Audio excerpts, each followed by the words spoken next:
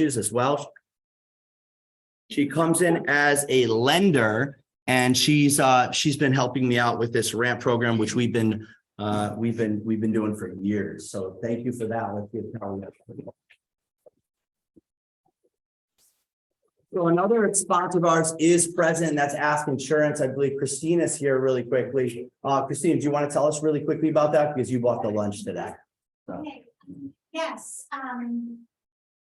Welcome. Thank you for having me. Enjoy your lunch. Ask Insurance, located in Stratford.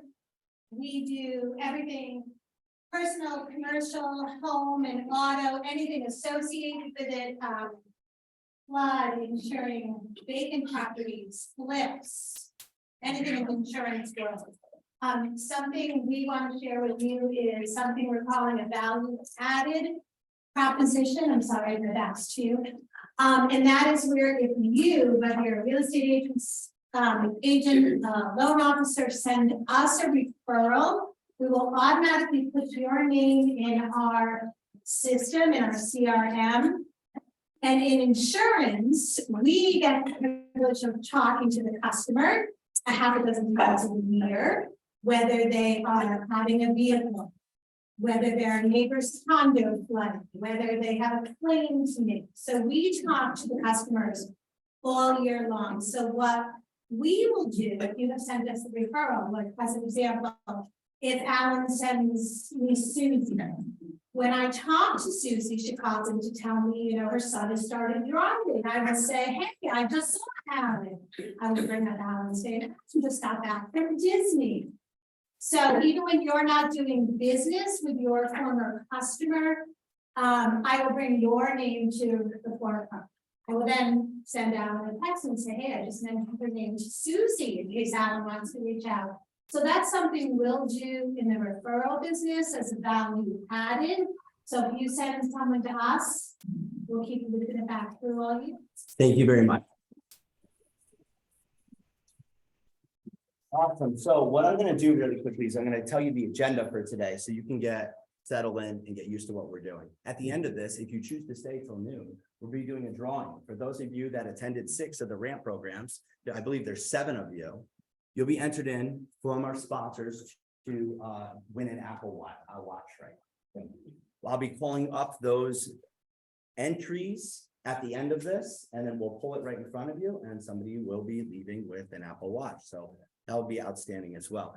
So what we're here to do here today is we're going to have a panel. And for the first hour, we're going to hear some stories about some realtors. And before we do that, I'd like to tell you a quick story about myself. For those of you that have come to some of my coaching programs, you know a little bit more about my background. I came from a corporate sales background. And I don't want to talk more about that, but I want to talk about the transition into real estate. And it's going to help paint the picture of why we're having this panel here today. So I was doing really well there. Actually, a couple of months before I was about to be promoted to vice president, I quit that job because I wanted something else and something more in my life. Now that's a scary transition to go from something that has a salary, some commission, and some benefits. It's a scary transition for yourself. But then when your friends and family start questioning it, it gets a little scarier. And then when your haters start questioning it and talking about it when you're not around, it gets a little, not just scary, but a little anger gets added to the mix. And you start to question yourself a little bit. How many of us made this leap and maybe once or twice questioned if is what I'm doing? I'm the only one. Oh, wow. You guys are all fearless. I believe it was Theodore Roosevelt said that courage is not absence of fear, but it's just having the courage to face the fear or something like that. I'm paraphrasing. But what I'm saying is that when I was making that transition and people were talking about me when I wasn't around, or the ones that loved me, who were concerned about me, addressed it to my face, naturally I started doing some research and I started looking up statistics. Why is it that 97% of the real estate is sold by 10% of the agents? Why is it that 75% of realtors don't renew their license? Why is it that some of them just fly, but others just flounder? How come some of them struggle to get a sale while others stuff away in an opportunity fund and buy millions of dollars of real estate? Now, I have been in the seat that you're in, and it's very easy to sit in that seat if we're struggling in selling real estate and tell ourselves a story. Oh, well, that person's unique. Or they have a plug that's feeding them business. it's really easy to compare with each other. So what we've done here today is we've organized a panel. And I've made sure that I've made this panel very diverse because you all come in here and listen to me, coach, but I've been doing this for 7 years. So it's very easy to say, well, he's 7 years out. What about the people that are 2 or 3 years in the business? The ones that are flying, the ones that are providing for their family. Those are the people that you'll probably identify with a little more than maybe even myself. Because I don't know about you, but when I was learning how to ride a bike, I didn't learn from Lance Armstrong. I learned from a neighborhood kid who just learned a couple months prior to me. So that's what we're going to do here today. And I've gathered an assortment of very successful realtors. And they come from big brokerages, small brokerages. Some of them are on teams, some of them are individual agents, and they all source business in different ways. We already had our social media panel, and who attended that? Did we learn things from that? And that was one way to source business, but there are many different ways that we can grow and cultivate our business. And what we're going to do here today is we're going to call them up. They're going to sit down, and for 15 minutes each, they're going to share their story. And then after that, you're going to go out and you're going to grab some lunch, bring it back in, and then we're going to open it up to some questions. And then after the questions, about an hour of that, then this segment has ended. We will call for the Apple Watch. And then if you choose to stay, you can network amongst each other. It's very easy to come here and group amongst people that you know, but truly successful real estate agents know that this is a relationship-driven business. And I hope to see you talking with people that you do not know. Get out of your comfort zone. That is what's going to propel you to success. So with that being said, enough about me, and let's start to talk about our panelists, if this thing will work.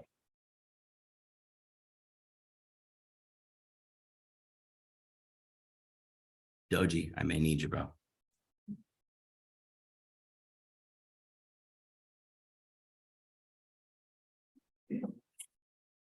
Oh, here we go. I see my cursor now. There it is. I'm just gonna click the button. All right, awesome. So the first panelist that I'm gonna bring up here today is Jabin Roundtree. I have the pleasure of knowing Jabin for 2 years. Yeah, you can come up and just sit down, buddy. So I've known Jabin for 2 years. He's only 22 years old, and he cranks out a little over $8 million in real estate a year. He started in real estate when he was 19. That means he was selling millions of dollars in real estate before he can legally drink in the United States. That's pretty impressive, because when you're that young, I don't know about you, I'd be skeptical of trusting someone with all of my savings, my hard-earned savings that I've saved over the years to trust. So thank you. Welcome, David. The next person I'm going to call up is Devin, and Devin worked for Page Path over at Compass, and he's been in the business for 3 years as well. He is also only 22 years old, and I'm not going to call out everyone's name, but I did want to just point this out because I want us to change that narrative in our head that it takes this to be successful. So Devin last year in 2022 did around $7 million in sales, and he also has a background in neuroscience. So that means he's incredibly detail oriented. Typically, people that have that skill set, they're not usually social butterflies, and typically real estate agents are social butterflies. So I'm really interested in hearing what he has to say. So welcome. All right, next up is Heather, and Heather's from Car Beauty and Clo. She took her class 8 years ago, but she did not get into real estate until about a little over 2 years ago. She's been in construction. She has a construction background because her family owns a construction company. So she knows a lot about real estate, but she's been able to grow her business. And in 2022, she sold $11 million in real estate.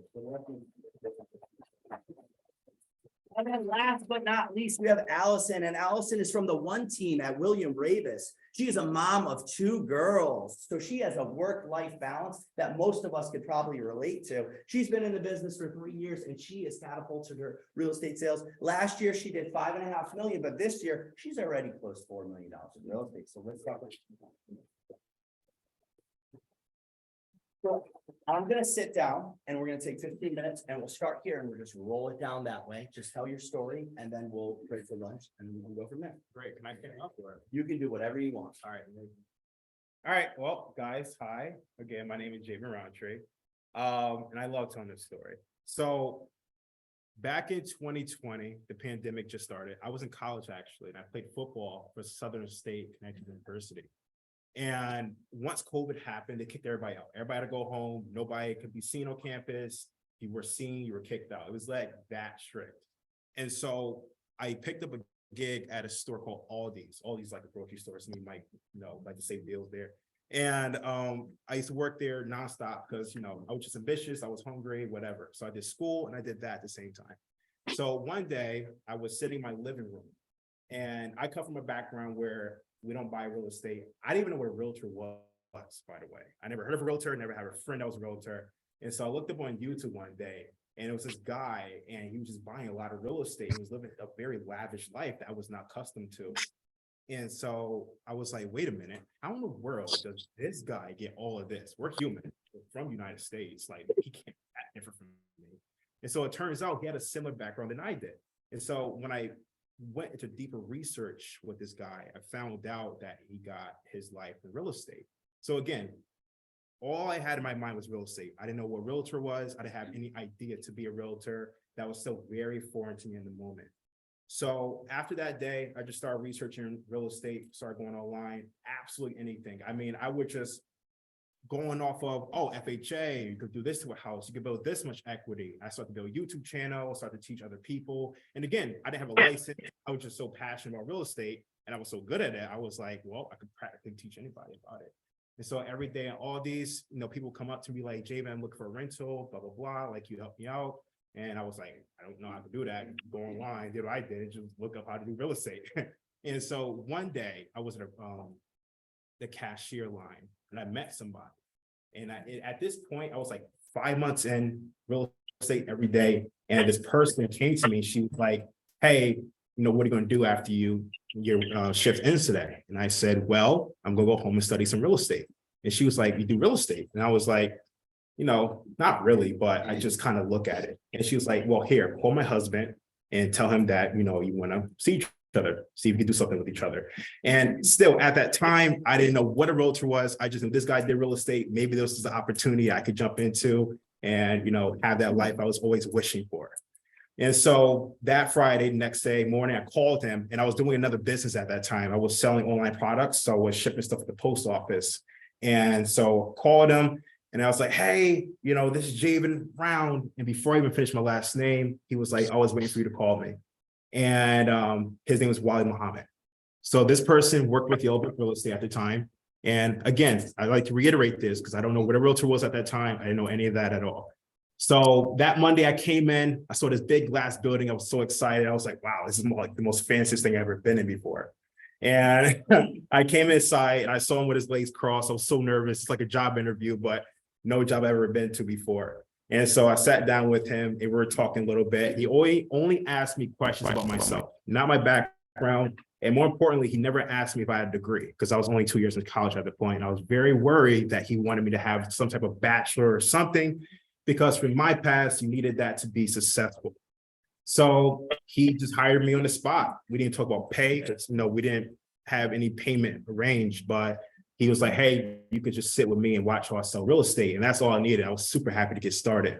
So every day from that point onwards, I was shadowing this guy, all his showings, everything he'd done. And for 1 week after watching everything he's done, I still didn't know what a realtor was. He never told me he was a realtor. He just went out and looked at houses. And so it was 2 or 3 weeks in, he was like, hey, do you have your license yet? And I was like, what license? He was like, real estate license. And I was like, what is that? And he was like, aren't you a realtor? And I was like, no.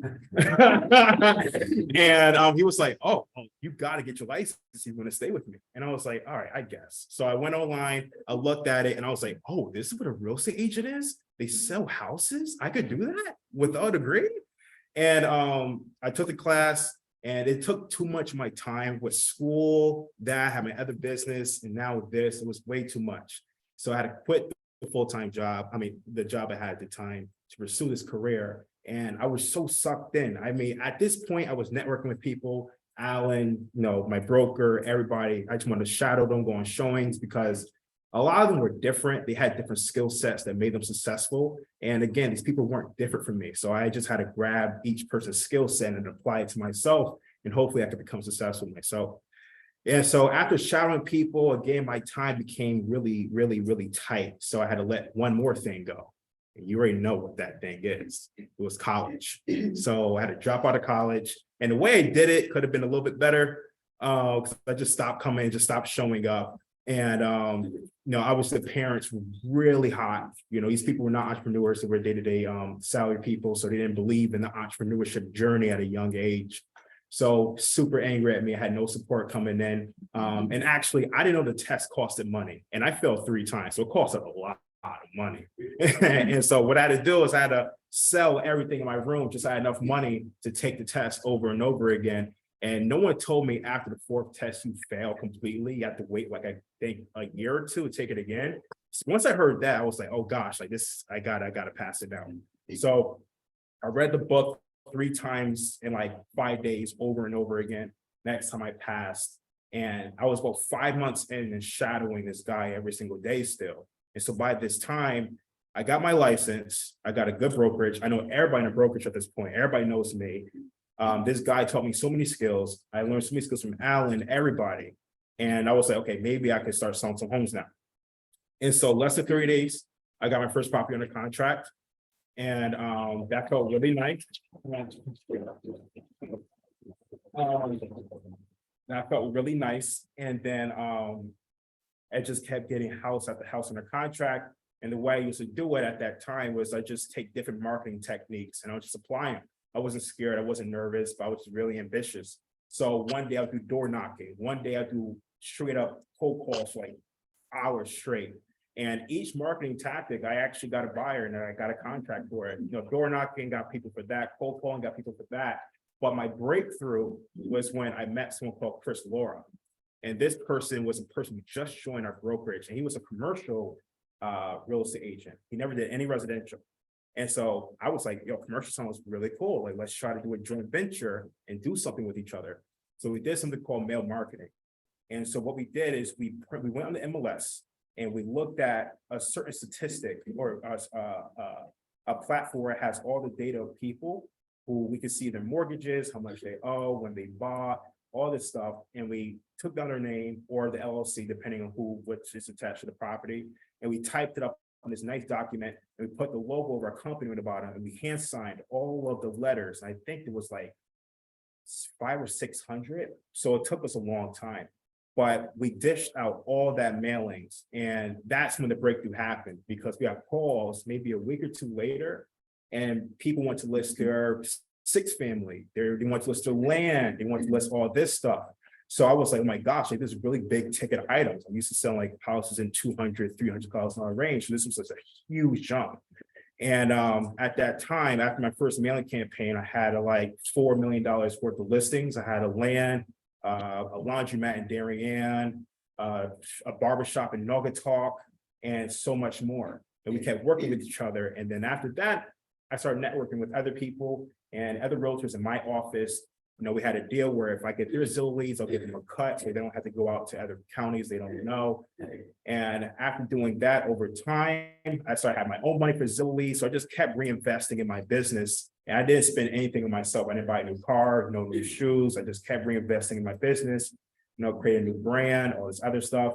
And then business just became a lot easier at that point. Very natural businesses started coming in. I actually didn't have to call as much because I was so busy at that time. I believe during the year 1 and 2, I held between 8 to 10 contracts each time. So I was just so bundled up with the deals I had that I really did have to go out and get some. And then until my company started offering me more tools like an assistant, transaction coordinator. And so now I could actually branch out and get more deals. And I think the most I had at one time was about 13. I don't think all 13 was closed, but I had 13 in contract at one time. And I started leveraging tools and systems and mechanics combined with my skill set. It was like no limit. And that's what I absolutely love. And now I'm entering my 3rd year, and there's just so much I could just do. I'm a listing agent for most of my deals right now. I'm tampering with different things of how to be a listing agent, the tools, the signs, and everything of that sorts. And this is what you have. You have me right now.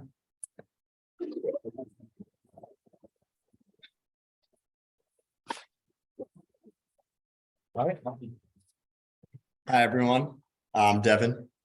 So my background's a little bit different. I went out to Baylor University in Texas to study neuroscience for college.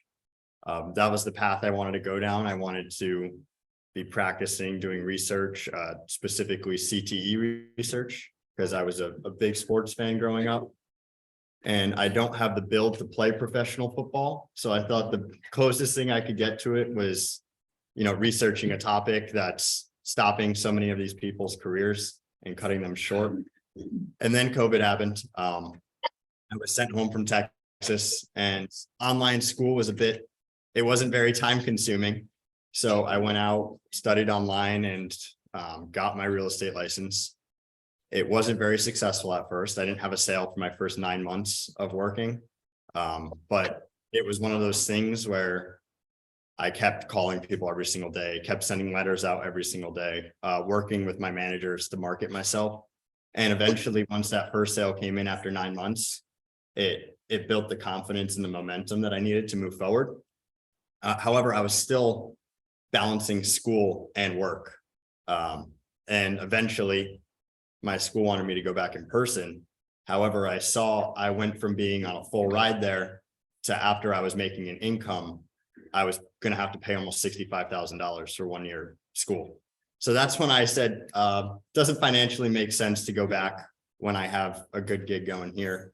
So I took on real estate head first and really changed my mindset from there. Instead of just traveling within the 2 towns that I know, I said, no matter where in the state, if you need to see it, I'll show it to you. And kind of not limiting yourself, because I knew at the time I wasn't one of those realtors that was seasoned enough to say, if you're buying outside of my town, find someone else that can help you. I have too much time on my hands to be doing that. I didn't. I was 20 at the time. My only problem was, what time can I bring my dog to the dog park? So that helped a lot. What time? It was around 7 a.m. because that's when, well, it was actually great. I timed that specifically because that's when everyone's bringing their dogs before work.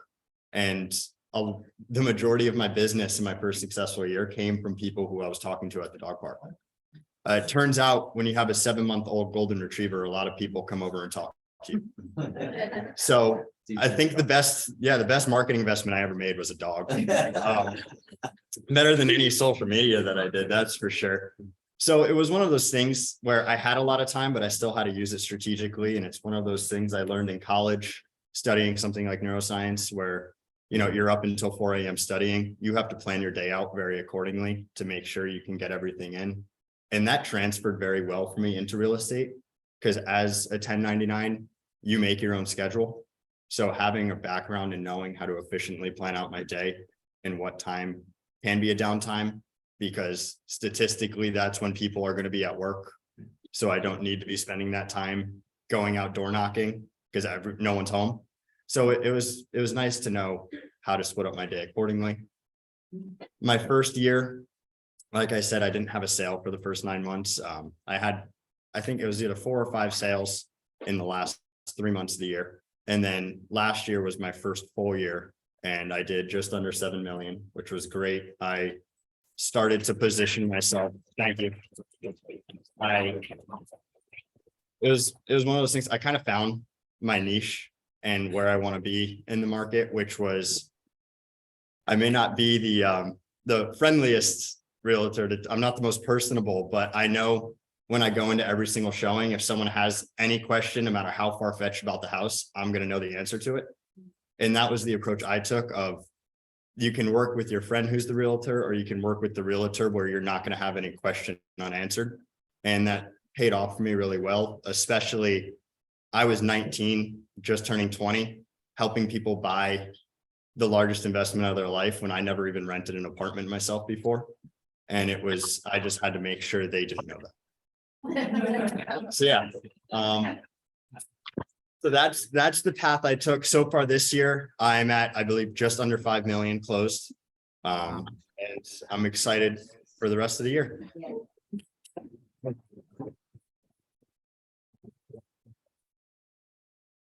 Hi, I'm Heather Zito with Car Beauty. I have a little bit of a different story. So when I grew up in construction, my family owned construction companies. I never liked school. I'd pretend to be sick so I can go to work with mom and learn about construction.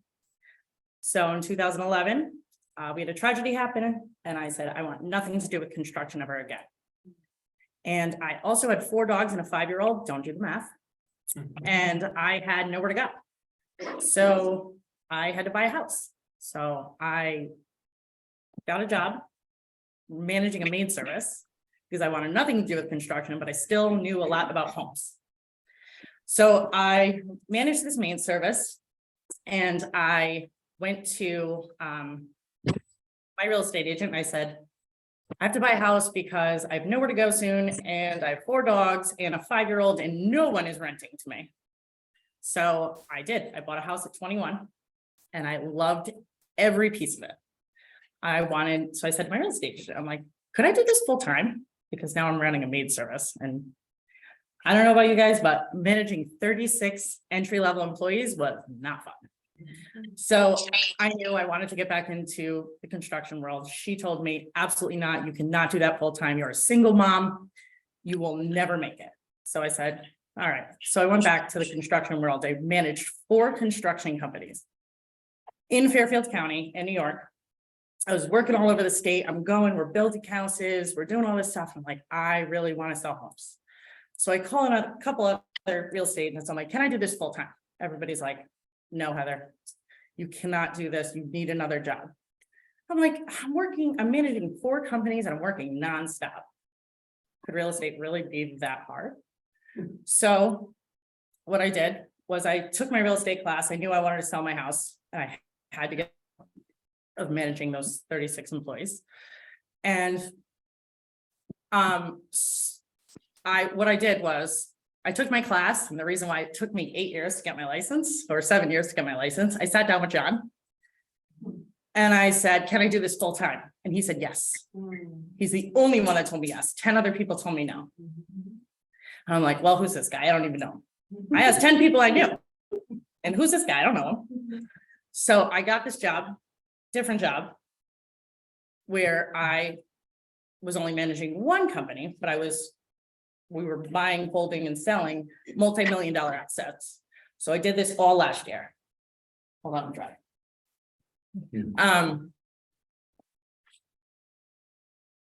And last year I worked full-time because I was just a part-time agent, finally signed on with John. And I was just gonna do this part-time because I can't do this full-time. Nobody can. So I was working my part-time job, and I was getting busy, really busy. And I couldn't go to all the functions that Car Beauty had because I had this job and it was busy. We were selling a $35 million portfolio, a $10 million portfolio, and I was doing all the work. So in October, I sold a $35 million portfolio, and guess what I got? A fancy bottle of wine. So I texted John, because now I knew him for about a year. And I said, hey, do you think I could do this full time? And he said, yes. Heather, I've been telling you, yes, you can do this full time. I have no doubt your work ethic, you can do this. So I said, okay.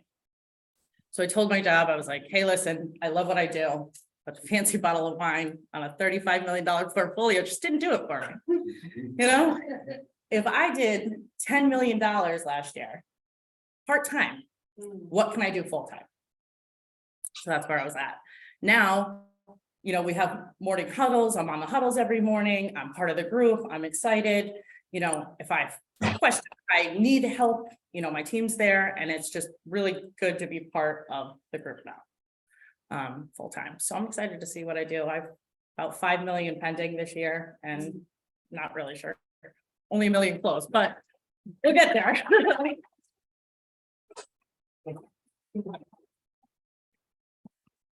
Hi, everyone. I'm Allison Ciarcia with William Ravis, the One Team. Thank you all for being here. First of all, I know everyone's busy, so I appreciate the nice big turnout we've had, and I have my team in my office that's doing a viewing party right now, so just hello to all of them. So my story is a little bit different as well. I started out, went to school, you know, got my dental hygiene license. I was a dental hygienist for 20-something years. I had taken a little bit of break in between to raise kids. Still went in to fill in when I needed to. But you know, my kids went back, you know, went to school full time. I was back part time. So of course, as everyone knows, COVID hit, it was 2020. I had heard some chatter in my office. I'd worked with the same husband and wife since I got graduated school. He had an office in New Haven, that's where I started, and then she had an office in Guilford, and that's where I ended up because it was just closer for me logistically because I live in Westbrook. So I was like, okay, I can hear them talking about retiring. Like, shit, what am I going to do now?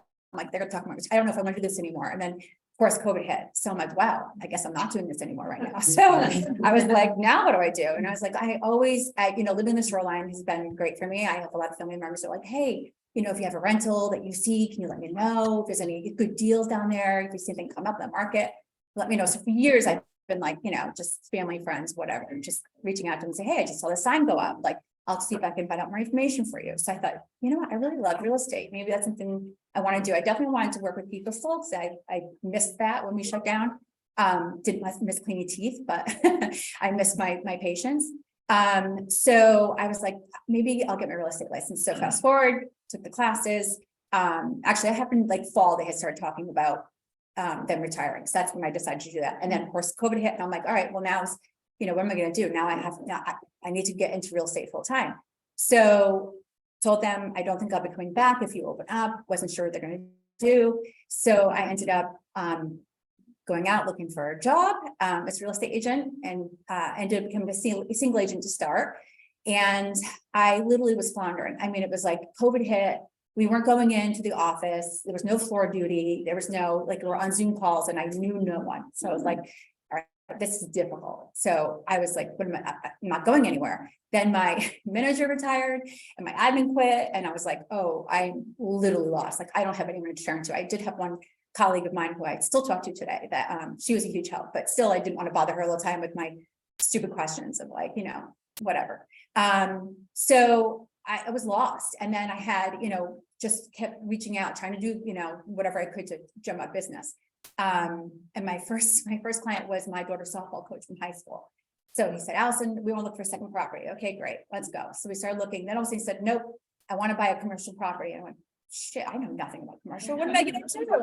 Like, okay. And I said, well, just telling you, I don't know much about commercial, but I'm so happy to help you and we can work through this together, or I can try to find someone else for you. And he said, nope, I believe in you. This is great. Let's do it. Okay, great. So we did it. It was a long process, but I got him into this building, which he has moved his business into. He's very happy. So then he ended up after just buying a house recently, finally. So that was my start, but that was my first sale in my first year, $400,000 sale. So I was like, okay, this really sucks. Like, what am I going to do? So I had, obviously a few different agencies reaching out to me. I had my team, the one team that reached out to me a couple of times. And I was just like, I don't know. I don't know if I want to do the team thing.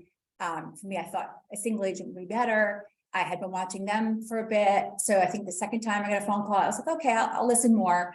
Go in, maybe talk to someone. Actually, it was Zoom at the time still. So, and I was like, you know what, maybe I'll give it a try. What have I got to lose? I'm not really doing anything here. So I started on the team, and our team is very big on, training, which I needed, obviously. That was my big sale to go there, was like the training. I needed the training. And then the leads, of course, too, and the support. So I remember the first onboarding, the weekend I onboarded, my daughter had gotten COVID. She was extremely sick. I had literally moved her out of our house because my youngest was like, she has asthma and everything else. So I was like, she was panicking, thinking, oh my God, we're all gonna get sick. So quickly move them out, go to a friend's house, who fortunately wasn't there, said we could stay there. I had a puppy, don't even know what I was thinking about getting a puppy at the time. Had a puppy who was not trained, was peeing everywhere. I was like, oh my God, this is insane. I had to bring him with me to the people's house. And I was like, oh, he can't stay here. We got to get him. It was just insane. And I remember onboarding when all this was going on. And I thought, I can't do this. This is hard. Like, this is really hard. And I was like, I don't think I'm cut out for this. So I gave it the weekend. And I was like, you know what? I'm going to do this. I'm going to put my big girl pants on and I'm going to get out there and I'm going to do this. It was had to get out of my comfort zone, because it was like, learning the scripts and like how to talk to people. And I like to be able to talk to people without a script, but you needed a script to get you going. So, yes, that's where I started off, and it was great. Once I got that mindset of no, I'm going to do this. It doesn't matter. I took off. So my second year, at the one team, or my first year at one team, I think that was 3.5 million I sold. My second year was 5.5 million. And now I'm just starting my third year with my team and I have 4 million under contract or closed. So. But I definitely would not be here if it weren't for my team and like the support I have, because again, I'm a mom. I have a daughter who's a junior in college right now. I have a senior who's going to college, just committed yesterday to UConn, so I'm very excited. And my oldest is at UConn too, so they're both gonna be in the same place. So it, it was difficult. It was not easy to be able to, and my husband, go back a little bit, who I've been married to for almost 23 years. He's in sales, and I used to always see him be like, oh, like, I like that. I like being able to get on the road and go talk to people and everything else. And he kept saying, no, don't do it. He's like, don't do it. So I was like, oh, okay. So anyhow, I figured this, this for me was like, oh, okay, now I'm in sales, but a different sales than him. So here I am, and I just totally lost my train of thought.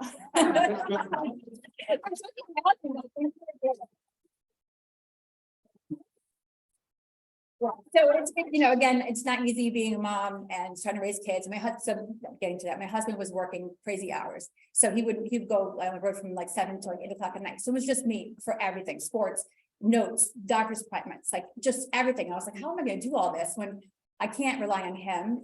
Dinner, groceries, like everything. So anyhow, that's where I was going with that. So it was difficult, and it's still not easy. I still have to try to, figure out my schedule and try to prioritize my family and my clients the same. But so far I feel like I found that balance, and yeah, it's worked so good so far. So, but thank you again all for being here today. Wow, what a great job. They all just finished almost in exact timing. So I'm gonna just go over some of the pickups that I noticed. The one thing that I noticed is that you all had doubt when you first started, so it wasn't just me. And I think that a lot of times we don't share that doubt with other people because we're supposed to be like strong and proud, especially raised in American society. We're the #1 country in the world, right? And it sounds like you were all had sounding boards that you were bouncing a lot of that doubt off of. And some of them were supportive and some of them weren't. It sounded like majority of them kind of weren't. And the one thing I pulled from you, Javen, is that you knew your numbers pretty well. You kept listing all your numbers. This is what I did. This is how many I sent out. This is what the return was. And then Devin, I found it very interesting that you sourced a lot of your business from the dog park. But the one thing I noticed about that was that he was incredibly intentional about the timing that he was going to the dog park. So there was so far the two commonalities between the first two, I'm hearing intention, right? And then when we get down to Heather, so she went through the process. I've heard this multiple times from people when they go through the process of purchasing a house and they say, I love this. This is something that I could see myself doing, and it's passionate about it. Right. And then and then finally got to a threshold where she's like, I'm doing all this work. These guys are making all this money. I'm making some of this, like a fraction of it. A fancy bottle of wine. I deserve more. I deserve more, because I found out that I've been doing this for a while, and I found out that people get into real estate for 3 reasons. 1, they want financial freedom. 2, they want freedom of schedule. And the 3rd is they just want to serve people. And it sounded like you hit a threshold of a couple of those components.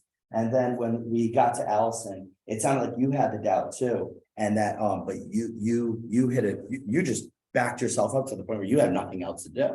So you threw yourself in there. But the one thing that I really pulled from your story was how honest you were with your first client, because I feel like a lot of people would have taken the opposite approach. They said, oh yeah, commercial, no problem. I know a ton about that. I mean, I know quite a few people that would have gone that route, and she chose not to do that route. So I just wanted to point out a couple of those things. Thank you so much. So we're gonna break to just grab lunch, but I do ask this. It looks like there's more people here than that registered. So if you registered, you can grab the lunch first, and if there's some left over, the rest of you, because that's how we tally the lunches and that's okay. Typically you give free food out. Realtors will show up. The other thing I do want to state is stay tuned. We're going to be wrapping up that Apple Watch, but the other thing is there's a surprise coming. And that's going to be on June 21st, because I used to do these rookie rockstar panels years ago before COVID. And some of those panelists will be coming here on the 21st, and we're going to do a rookie rockstar panel. Where are they now? So these people are like 5, 6 years in the business. So if they were doing 5, 10, 15 million back then, Where do you think they are now? Some of them are real estate coaches, some of them run their own teams, some of them may have ventured off and started their own brokerages. So it's very interesting because right now we're hearing from people 2-3 years in the business, and make no mistake, it's the story you tell yourself. Because you are in a very fast vehicle if you choose to press the gas. And what we're gonna do when we come back from the break is we're gonna get into the meat and potatoes. We're gonna start asking them questions because we've taken the time to understand their story. And is all their stories the same? I'll say it with a little passion. Is all their stories the same? No, they're not, right? So there's more than one way to skin this cat. So let's get into the meat and potatoes and figure out, okay, well, what is it that you were doing that allowed you to source the business, to serve your clients, to claim financial freedom and freedom of schedule? Does that sound good? So if you register, please grab yourself a bite to eat and bring it back here, mingle for about 10 minutes, and then we'll get into an hour of questions. Thank you. Yep. Good job.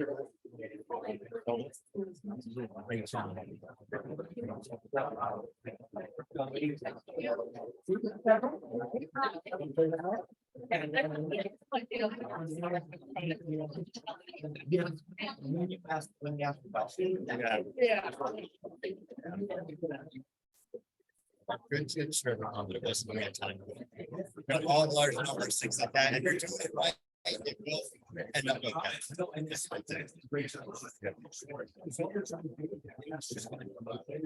Yeah, that's how they know.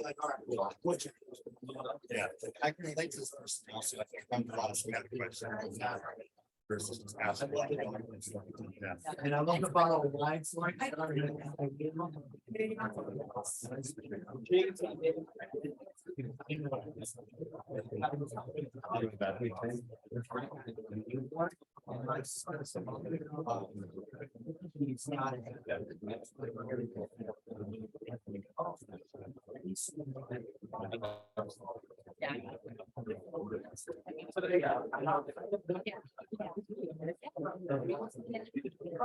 And now here I am coaching the state.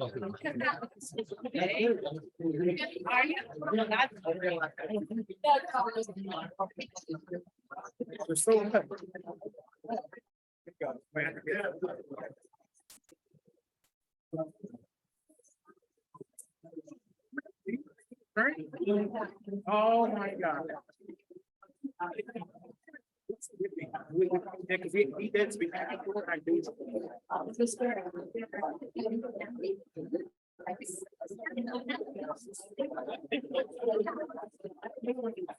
David.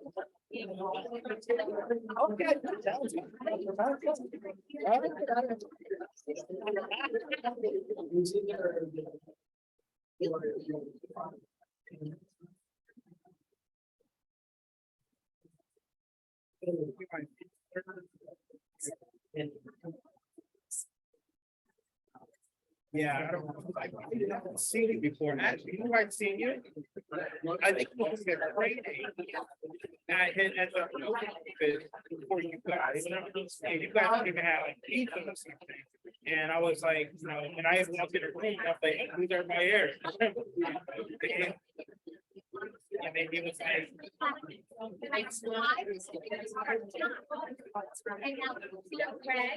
yeah.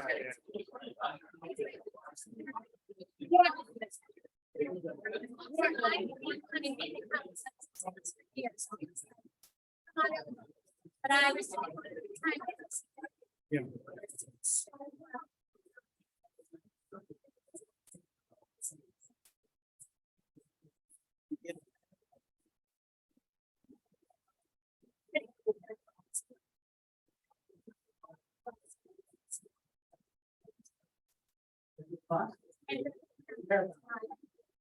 And I was looking.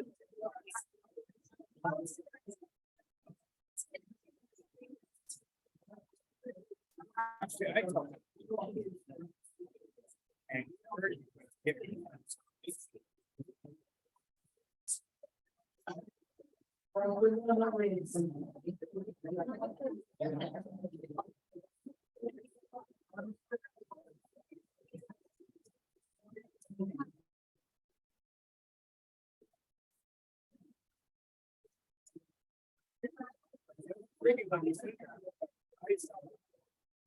And everybody's like, oh, I'm a nurse. Oh, I'm a New Yorker, I'm going to Connecticut, what part? What?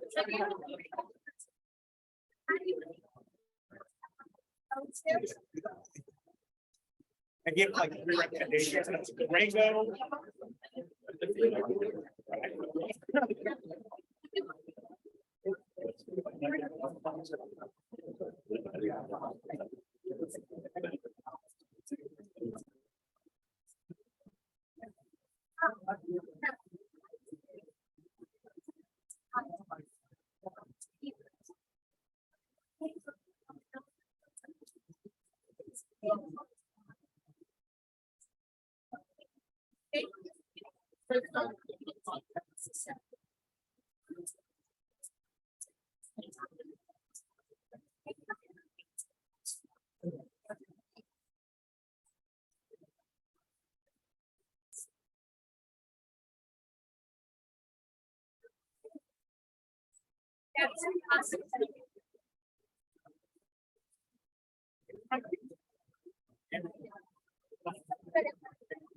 So. Alex Dunstan talk. Yeah.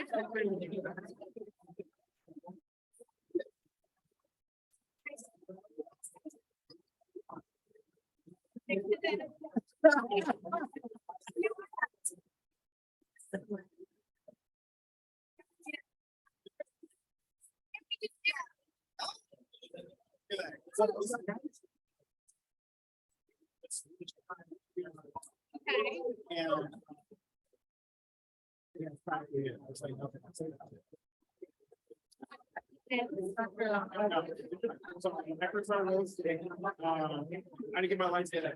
I think Alex is thinking, well. I got licensed. She just got licensed. We're both kind of new. Also, we're taking a lot of new things.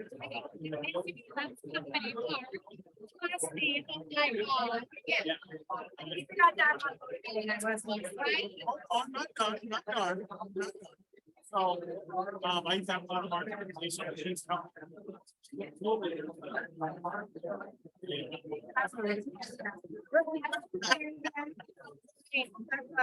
up, man? That's funny. I know, I'm telling everybody, saying We're gonna open up a question. I'm gonna try to verify has to be.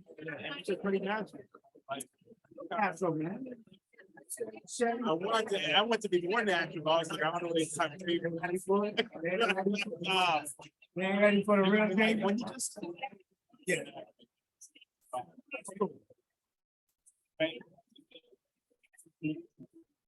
Oh, you too.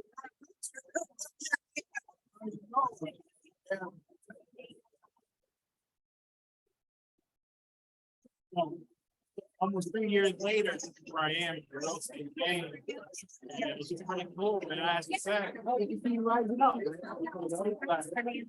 can sleep last night. The excitement of it? Yeah, the excitement. I was like, wow, because you know what?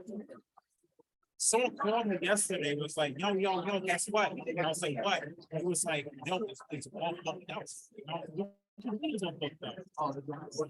Never yet. That's what I thought. I was like, oh, at first on the side, I was like, we booked this out, we got this, yo, I was paid for this. But then I was like, wait, it's booked out. That means everybody don't need it. Everybody's staring at you. So you gotta be on the queue. I had a long discussion with God last night. I was like, you got this. You got this. You can sell real estate. You can speak in front of people. Yeah. And I did it last year. It was smaller amount of people last year. Yeah. But it was. Oh, thank you.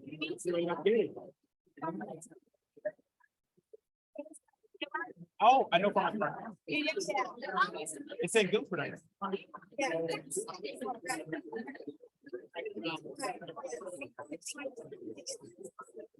Oh, sorry, I have no allergy.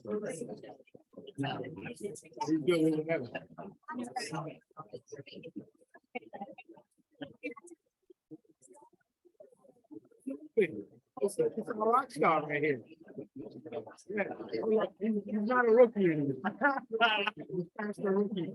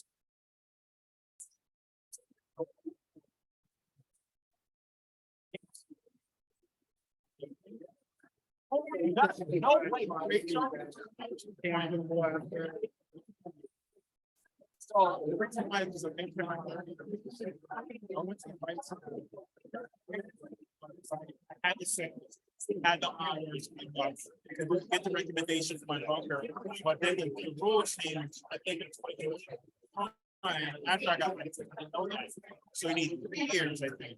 So this is my 3rd year now, and I just asked today if I needed some type of like. Books for this. I don't know. No way.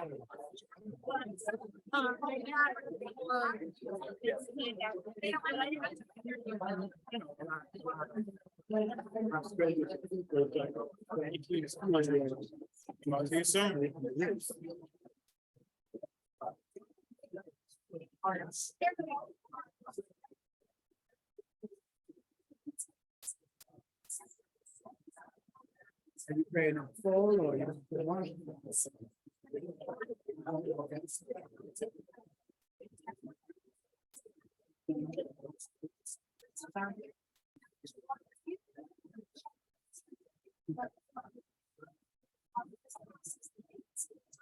So you have somebody where say you're professional, continue to keep the company.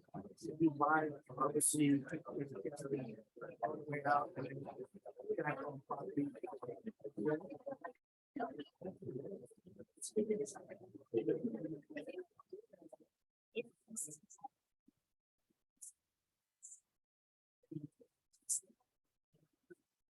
Yes.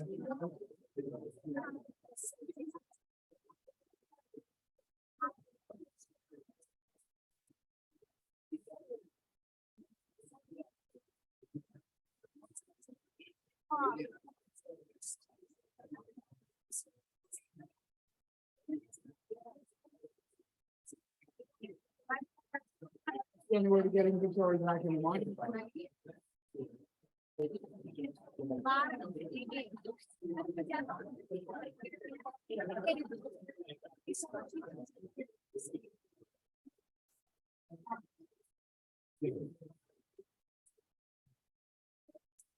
Yes.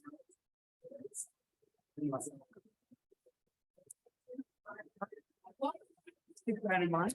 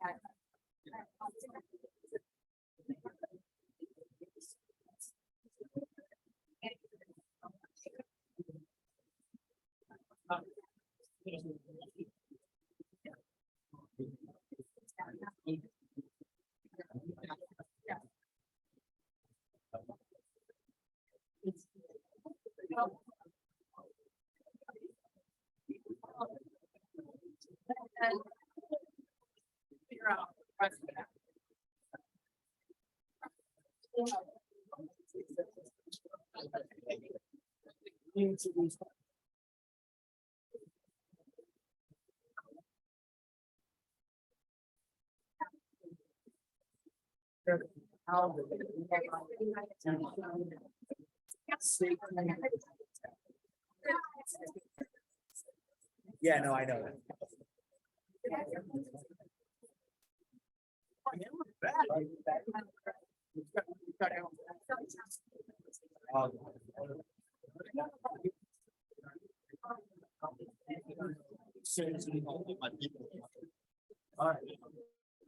So.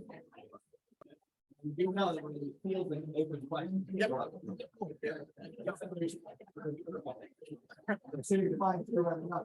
I am Randy.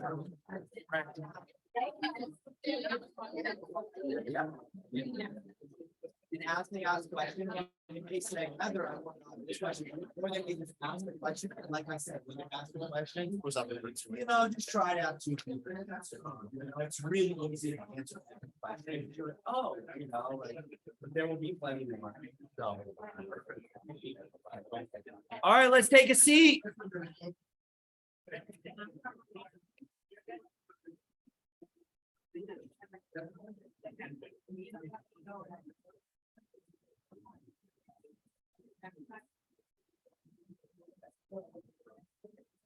All right, thank you, everyone. Let's give a round of applause for you guys being here. Now, I hope that you're utilizing this time to network with people that you do not know. That's a big facet of what we're doing here. You're in a room with like-minded people. That's a rare thing. That is the reason why 90% of the real estate gets sold by 10% of the realtors. That is the reason why 99% of the wealth is held by 1% of our community. It's because people go out of their comfort zone, they get around like-minded people. Where you are in life right now is a direct reflection of the accountability of your peer group. So if you don't like where you're at, adopt a new peer group or adopt new people into your peer group. I'm not saying you got to do what I've done and cancel out people. So, but before we get into the question asking portion of it, I do want to, this is a blended meeting with your professional network as well as the RAMP program. I do want to acknowledge the sponsors of your professional network as well. So if you have not come to your professional network, we do have presenters come in. They're usually affiliates. They talk a little bit about, they bring value and education. There's also a networking component. There's typically lunch involved with it as well. There's multiple different facets to it. Some of those are held from 10 to noon. I think it's like every second Wednesday of the month in this room. Some of them are social outings where they're in the evening and we go to restaurants and we bring sponsors and there's free food, and the food is better than a bag of lunch. I promise you that. So, and then some of them are also community events where maybe we go and we learn to apply the skills with the community, where we volunteer at runs, or we do trash pickup or whatever it is. So, and you're not obligated to do any of that, but some of those sponsors are Connecticut real estate closing attorneys. Kishore is not here today, but he is a full-time closing attorney, and that's all he does is real estate closings. He's a true professional and he's a plethora of knowledge. He does a lot of the trainings here in regards to contract law or anything that you need to know as a realtor. So if you don't know Kishore, please look him up and please utilize some of his services. The other one is Eagle Home Inspection. Eagle Home Inspection is an outstanding company. They're non-alarmist home inspectors. And they have a fleet of, I believe, 6 home inspectors. They inspect 7 days a week, which is absolutely phenomenal. They do have a call line. You can call at any given time, even after 5 p.m. when you get that late night contract and you need to get that home inspection done in the first 3 days. Otherwise, the listing agent's going to shuffle it off to the other 10 offers. That's a good choice to do right there. Another one is Remax Showcase. We got David Cantalora right over there. So thank you, David. David, you want to talk really quickly about what you got going on? If you're here, why not, right? Yeah, I'm here. Yeah, so just joined the YPN to help promote here, educate. I did part of the work. I did a little presentation on investing in the real estate, how to work with investors, how to analyze deals that you can use that. So a little more on like the commercial side over the investing. So yeah, just promote, grow, be better together. David is a really humble guy. He's a lot more subtle than I am. He is a plethora of knowledge when it comes to real estate investing. If you haven't been to some of his courses, they're absolutely outstanding. Him and I were just having a conversation about converting a church into luxury apartments. So these are things you need to know a lot about real estate to be able to do things like that. And even if that's not your ambition to ever get to that level where you'll be doing things like that, such as myself or David, it's good to know those things because that will help you acquire clients. And you just, at your summer barbecues, as you're able to just articulate these things, you'll say, oh my God, that person's the first and only choice for all things real estate. I'm definitely going to use them or refer them. So another, and the last and not least, we've already heard from one of their representatives, but it's Ask Insurance. They have over 70 different carriers, and they have different carriers that specialize in different types of products. Those are both real estate, commercial and residential, mobile, but it's also business. We're talking E&O insurance and the different types of businesses. They may be salons, landscaping. They also have different products within the real estate sector that they specialize in, which is college rentals. So if you have people that have portfolios, these are great people to put in contact with. And then we heard about their unique value proposition of how they're going to plug your name multiple times throughout the year. Keep your brands in the forefront of your client's name, increasing the probability that you'll get referrals. How does that sound? So let's give it up for the sponsor, please. I did have an error. So the rookie rockstar panel, where are they now? Please register if you want to eat food. If you think the food's disgusting, then don't. Please register anyway. All right. So that's actually going to be on June 7th. An email will go out after this. So please take the time to do that. So without further ado, we'll get back into the meat and potatoes. Someone's flagging me down. Because we want to mention that you saw the questions about flood insurance. Mhm. We are committing a lunch and learn about flood. Oh, okay. Very much in the works, but on the horizon for flood education on flood. Yes, outstanding. So thank you for that. I'm sorry that I missed that, but that's definitely utilized. And one thing that I love to do, if I know a property has flood insurance, I get the quote before I show it. So that way I show it to my clients, they're all prepared, and it calms them down, and usually they're more probable to make an offer. It's always good to be educated in flood insurance. So one of my friends here, Flory, actually broke this down in a great way. So basically, to break it down, we heard charisma, content, construction, community, all C's. that's kind of like a quick 4 C's of what we heard here today. So what we're gonna do really quickly is we'll get into the meat and potatoes. I do have a couple of prepared questions just to warm up the panelists, so they're used to answering the questions before you all start firing at them. I hope you guys have some questions. I hope you took some notes. So don't take an abundant amount of time, but one thing, I'm gonna open a question for all of you to answer really quickly. What's the one piece of advice or one skill set that you think that a new or seasoned real estate agent that's like getting back into it or looking to increase their business, what is it that they should be working on in order to start to increase their business? And anyone can take the floor. We're gonna do it. I'll go first. I think confidence is the best thing that anyone could have in really any part of life. You are your biggest asset. So if you hold yourself to in a confident manner and work at your highest standard, then you'll have the best results. But mostly just being more confident and believing in yourself, going into a listing appointment, going into a showing, that'll help you tenfold down the road. How does one get more confident? Don't clap. Get more That was confident not by, the answer. We want the real stuff. you just have to trust every word you're saying. Even if you're saying it with confidence, then you won't doubt yourself. If you don't doubt yourself, then the buyer or the seller won't doubt you. So it's mostly being assertive. I don't want to keep saying the word confidence, but just trusting everything that you're saying while you're saying it and knowing what you're going to say and kind of attacking issues before they pop up, answering questions before they could even be asked. Things like that will help you in the long run. Amazing. I would say that a skill that anybody has to pick up in the business world, but especially a real estate agent, is how to network. I just feel like, especially in a harsh market, like your best friend is going to be the person next to you in the same business, especially if you have an elevated relationship with them. Because just think about it, there's thousands of different realtors, and if 1,000 successful realtors are successful, they're all very different from each other. And if they're different from each other, then you can take skills from each of them and apply it to yourself. And even if one doesn't work, if you tried it, you just keep applying these skills until you become even more successful. So what I heard from you is confidence, be prepared, because I believe you get your confidence coming from the neuroscience background, like being prepared, right? And then you, it's just like pick up different skill sets from other people that are already doing it well. So you're talking about building those relationships, not just with our clients, but with other real estate agents. I would say both though, because even though pandemic, most of my clients were New Yorkers, and I bonded closely with a lot of them. And a lot of them actually had a lot of different type of businesses in New York, and we shared each other's experience. And eventually they hooked me up with other people that were still doing real estate, that wanted to buy real estate, but we had common interests. That's unique.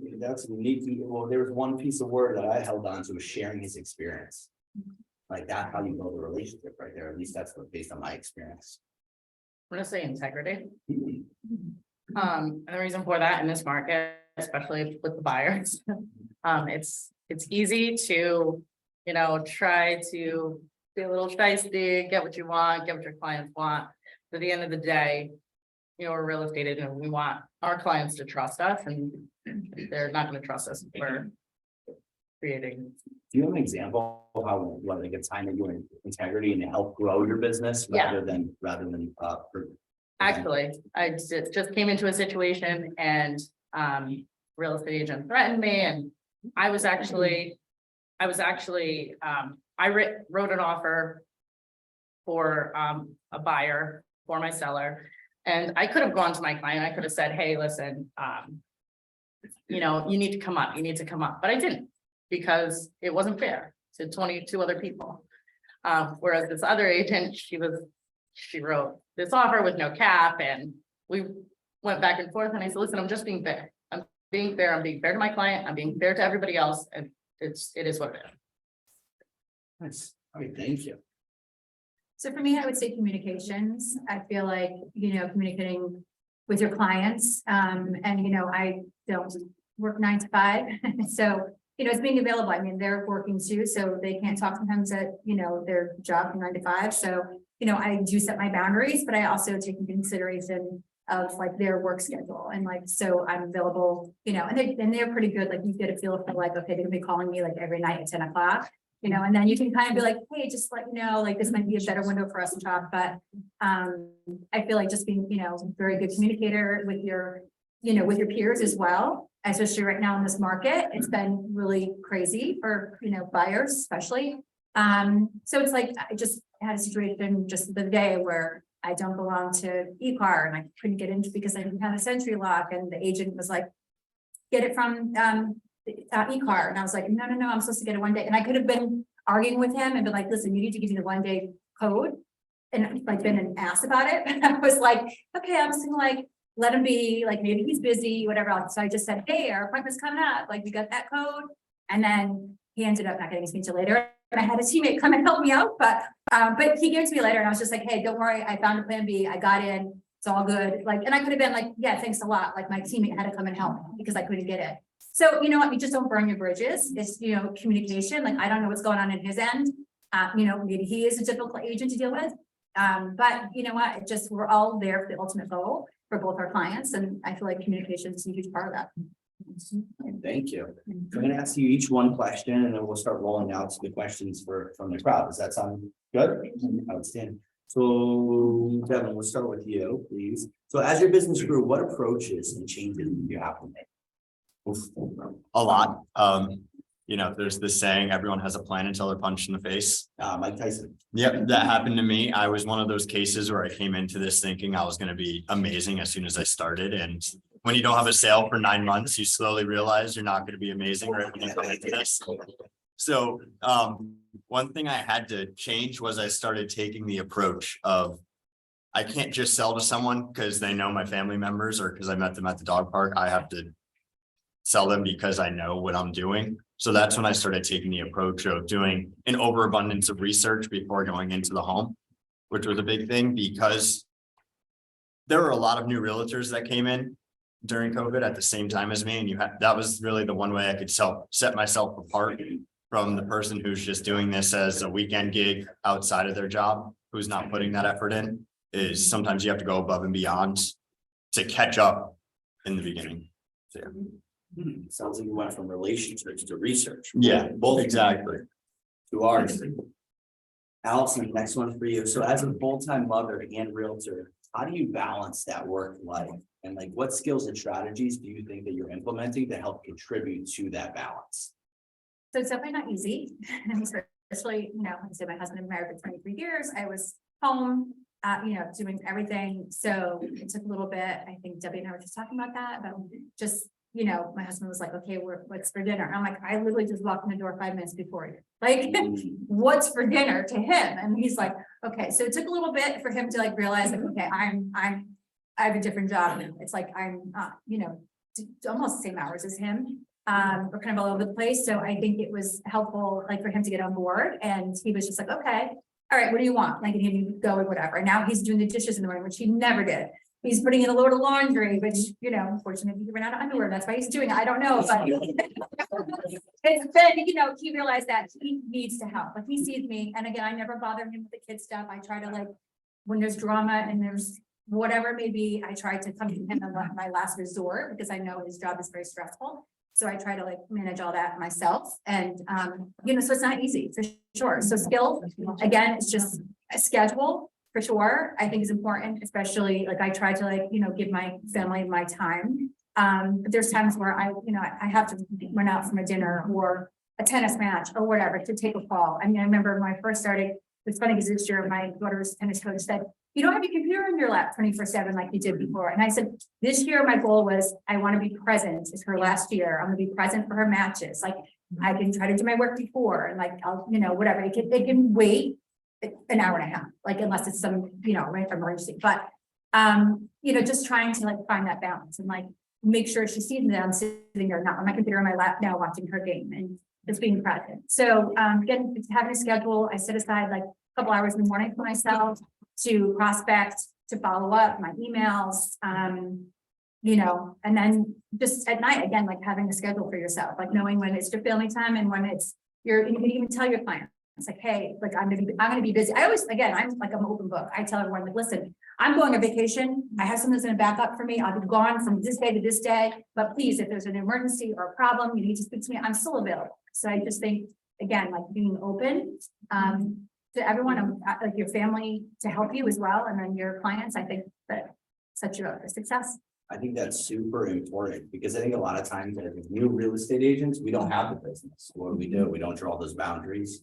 And then it's from what I heard from you, it sounded like you're getting your home life on the same page with the new way of life. It's funny what a commission check will do, right? And then the other thing I heard was, hey, like you said, oh, this can wait an hour and a half. Like I could spend time with my family. I know I have a saying that I teach to a lot of the people that I coach, and I say there are no real estate emergencies unless the house is burning down. And if that's the case, then call 911 and don't call me. Like, you know, those clients just call you over and over and over again. So Jaden, we'll go to you. So what is one area that you've seen major change in yourself, or maybe it's your work life, that and that you worked on to make yourself a better realtor and a higher producer? It's a great question, actually. So I would say prioritizing my energy. So as a realtor, you know, when you jump in, you don't have any discipline, sometimes because, you know, there's no boss telling you what to do. No one's telling you what to do, actually. So sometimes you have a lack of discipline, and you can't have a lack of discipline when you're a realtor, or you won't be successful. So the way I did it, because when I jumped in, I mean, I didn't have any background. So I was like, oh, I can do whatever I want. Great. And that didn't go well at all. I was late behind some things. I was supposed to do things. I just felt I was behind right now. I was holding myself accountable, and I just felt like I was sucking so bad at the time. And so I created this to-do list, and it seems small, but this is probably the best thing I've ever done in my business and also my personal life. Because in the morning when you wake up, when you go to sleep at nighttime, you go through these different mood changes, you get tired, you get drowsy, you don't want to do this, you don't want to do that, but that's an excuse at the end of the day. So what I do is I purposely have my to-do list, and it starts at 9 a.m. every single day. And I try to end it between 5 and 6. And in that time span, no distractions, like that's my energy at the highest performance. I can jump on any call, be the best I could be.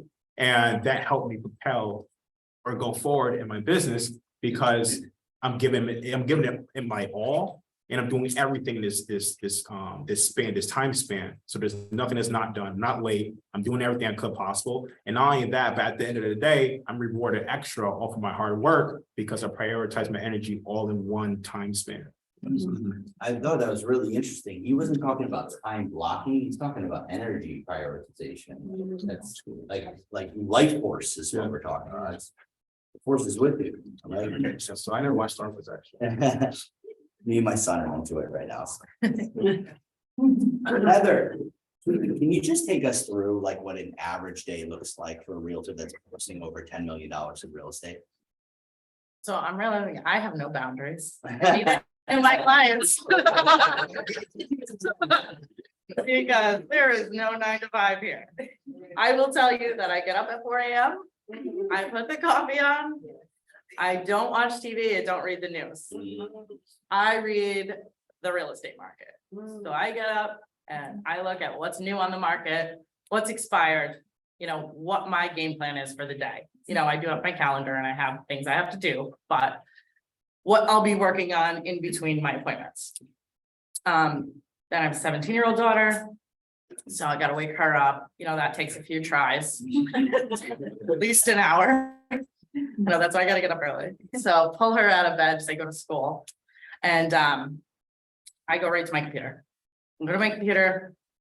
And I do my follow-ups, my follow-up emails, because it's way too early.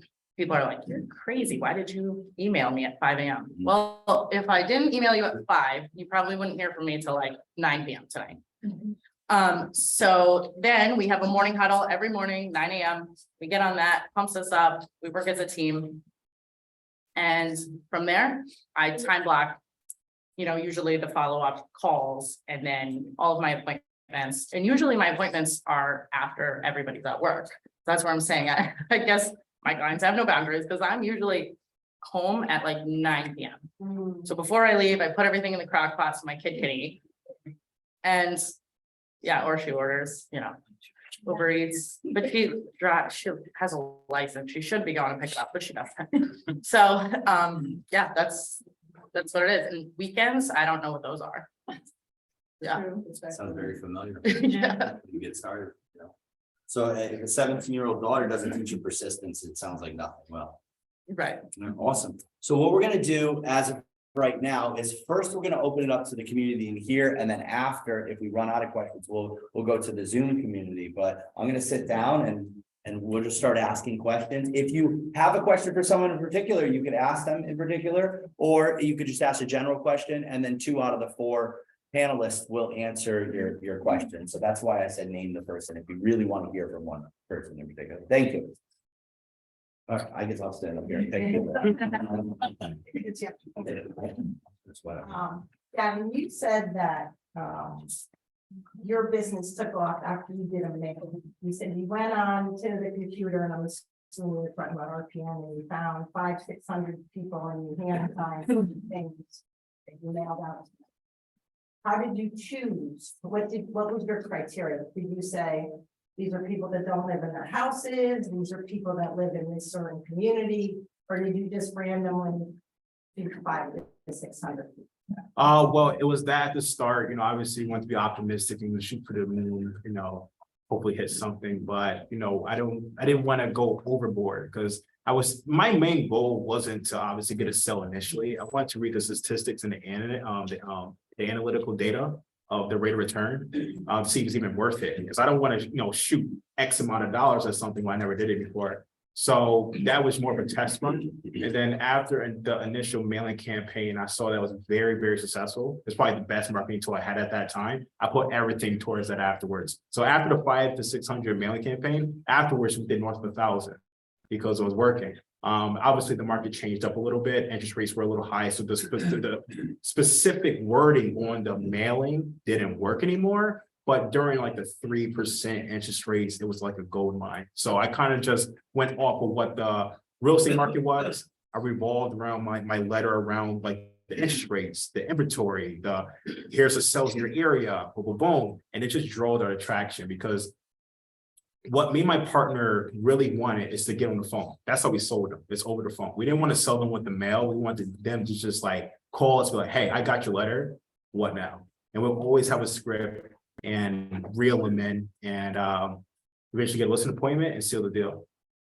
That was good. Now, so I think that what she was asking is, and that was great. So it sounds like it was around the wording, and the wording was phrased around information being of service, but like, what was the target? Like, meaning, how did you pick out the specs of who you're targeting? Was it single family vacancies? Was it higher landlords? Like, where were you sourcing the information? Who predicted, what client profile were you targeting? So for land, we were targeting people who were probably going to go through probate.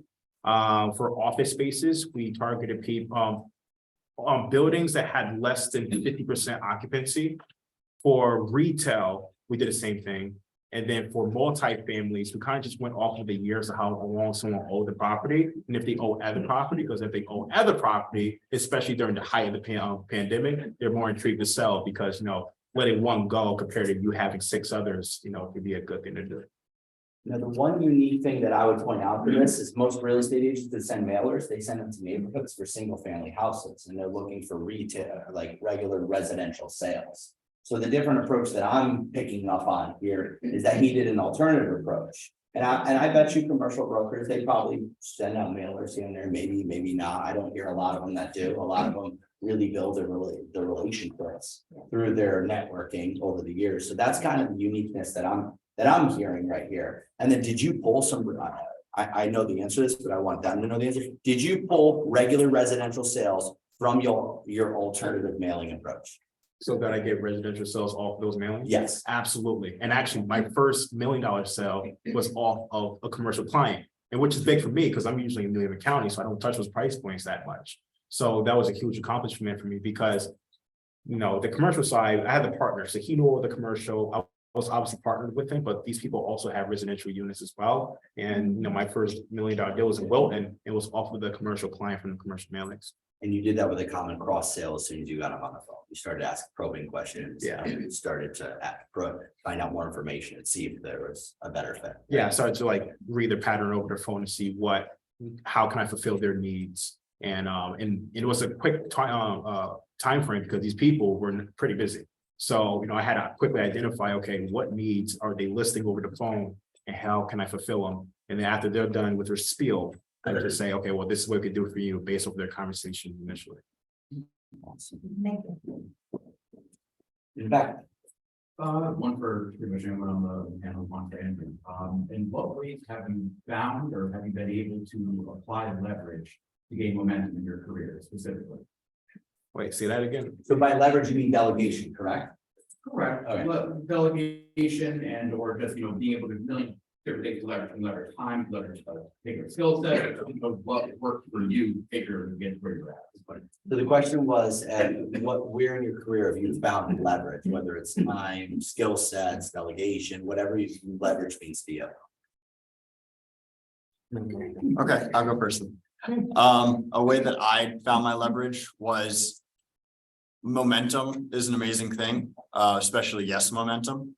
Once you get a sale, mail out that sale as much as you can, market that sale as much as you can. Because marketing a mail out, hoping for a seller, just marketing yourself versus marketing the fact that you just had a sale. Use that to your advantage as much as you can. Because if someone receives 2 letters in the mail and one is a postcard that shows I just sold the house next to you, I can probably easily sell yours versus one saying, hey, I'm from the town over. I love selling real estate. Please choose me. Which one are they going to choose? So using momentum is a great thing, especially because once the ball starts rolling, it's just going to be an avalanche effect. I have a quick question about the mailers thing. So what you're talking about is like circle prospecting mailers, farming, right? Yeah. But you're doing it with intention because he has a sale and he's leveraging that sale. Do you do it 1 month or do you do it continuous, consistent months in a row? Because Well, when it's for a sale, I'm hoping it's consistent months in a row instead of 1 month. But it's really, I wasn't much into marketing when I first started. I didn't realize how great it can be. I was more just post on social media and hope someone finds it. Whereas if you're doing something consistently, someone will see your name and throw out the postcard the first 2 times. When they see it the 3rd time, they'll think, all right, maybe I'll open the envelope this time. And then when the 4th letter comes around, when they've seen your name enough times, curiosity of a human, they're going to open it and they're going to read it. So staying consistent, even when it's not working, because it only takes 1 letter to turn into a sale. It only takes 1 person reading it and calling you. So staying consistent, even when it's not working, is something great to do. Awesome. Yeah, I don't know, for those of us that don't know, like there's this real estate statistics out there. So we're having a conversation right now about farming, and then there's also what I call mining, right? Farming is mailing out to strangers. They have no clue who you are. They don't know your brands, whatever. And you're hoping that you get a phone call, a conversion. That's the 2 conversations we have. Those are like a 50-to-1 ratio. For every 50 people that you mail for 12 months straight, you should get 1 listing from that or 1 purchase from that. That's just a national statistic right there, right? So just to know those things, like your national statistics, because then as you're mailing, then you can start to gauge the what your rate of return and say, okay, my mailers need to change because I'm getting a less return on ratio than the national average. Or if you're getting a higher rate of return, then you're like, all right, my mailers, I'm doing pretty good.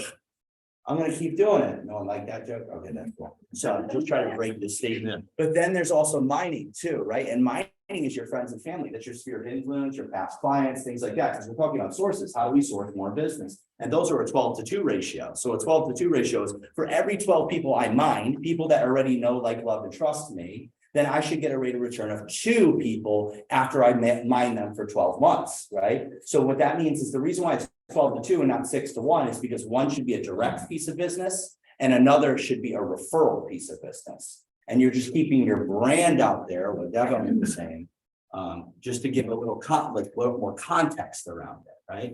And this is nothing new, right? We're hearing something that's like, but what I'm hearing is proactive activity. Does anybody else want to talk about leverage or? I actually use social media a lot. Nice. Because a lot of those people know me.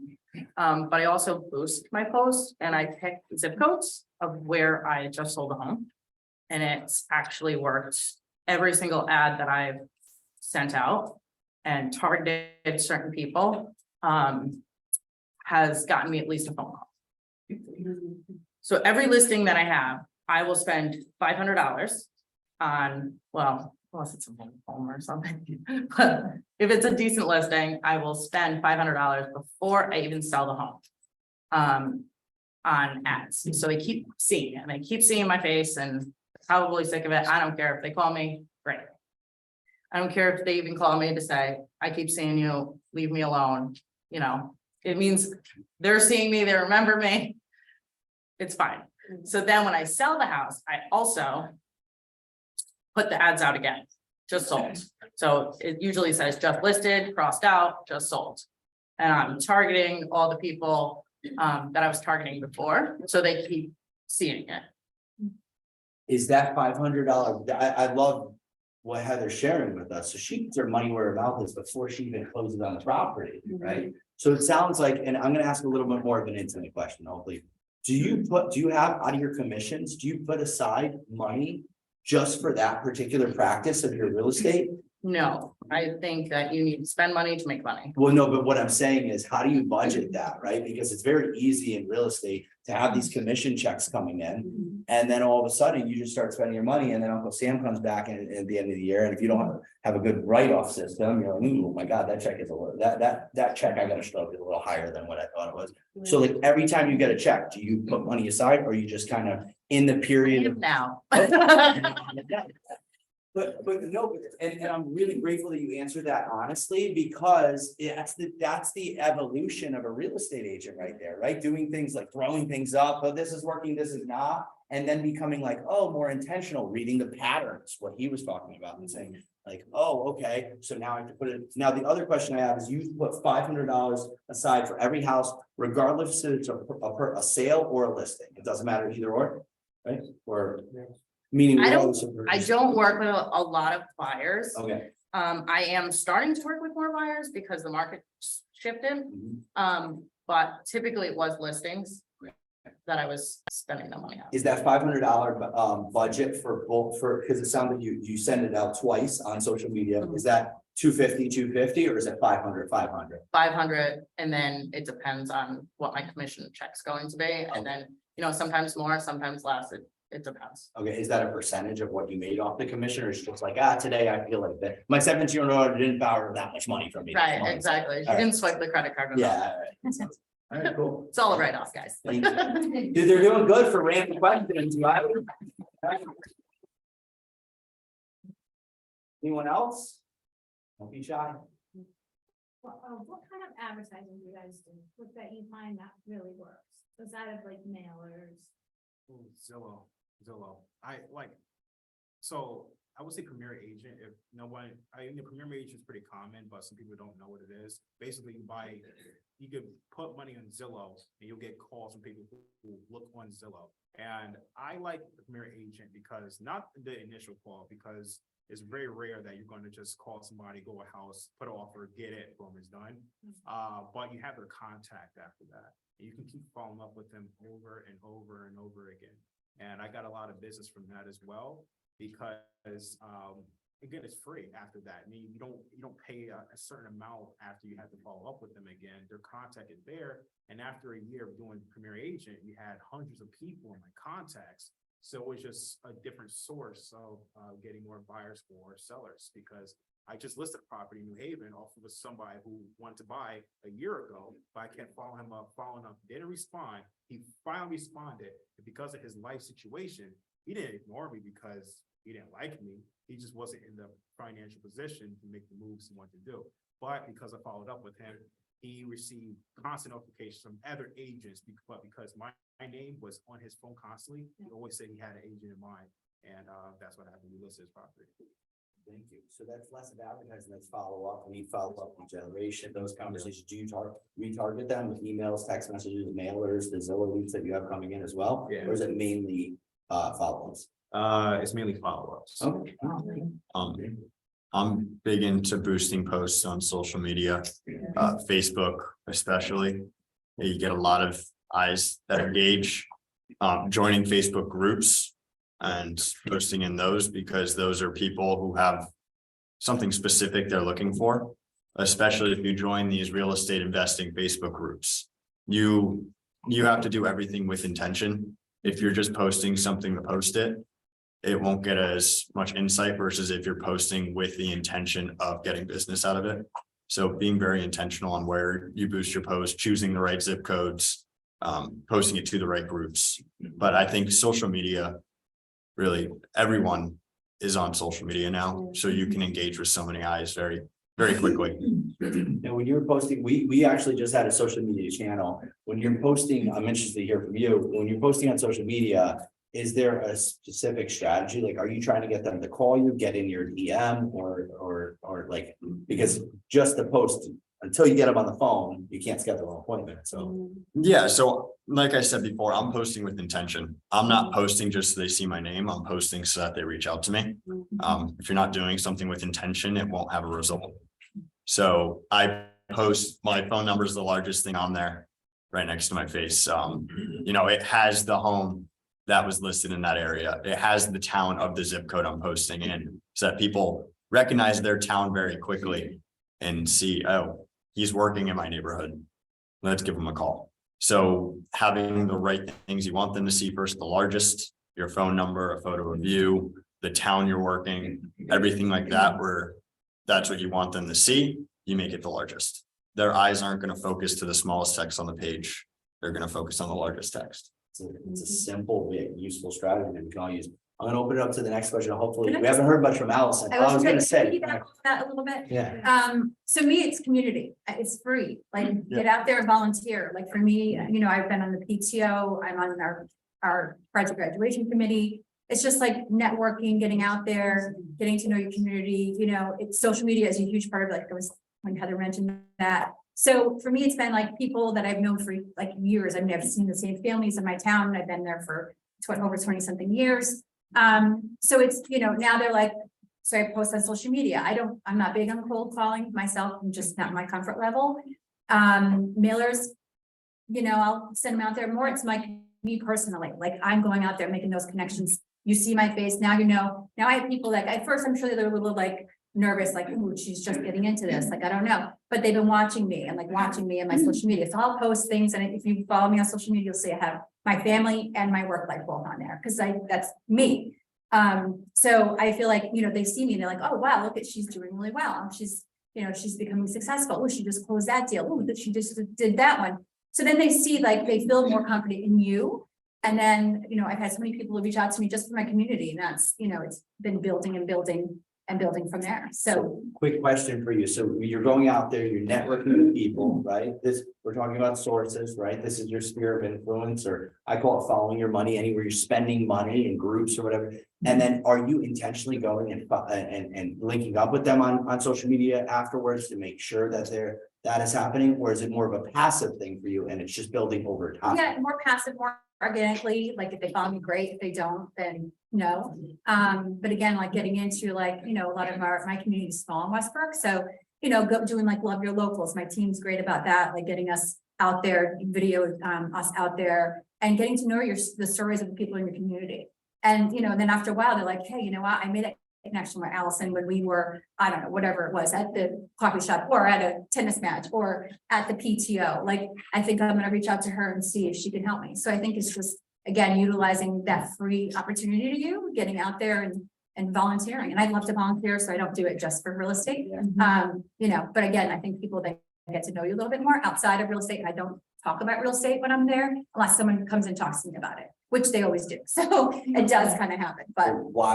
When was that transition? Like, because I find when you get into real estate, you are labeled as your last profession. People don't know this is what you do yet. So I imagine there's a transition. Like what did that transition look like for you when you're out there in the community to the point where you're a secret agent to real estate agent?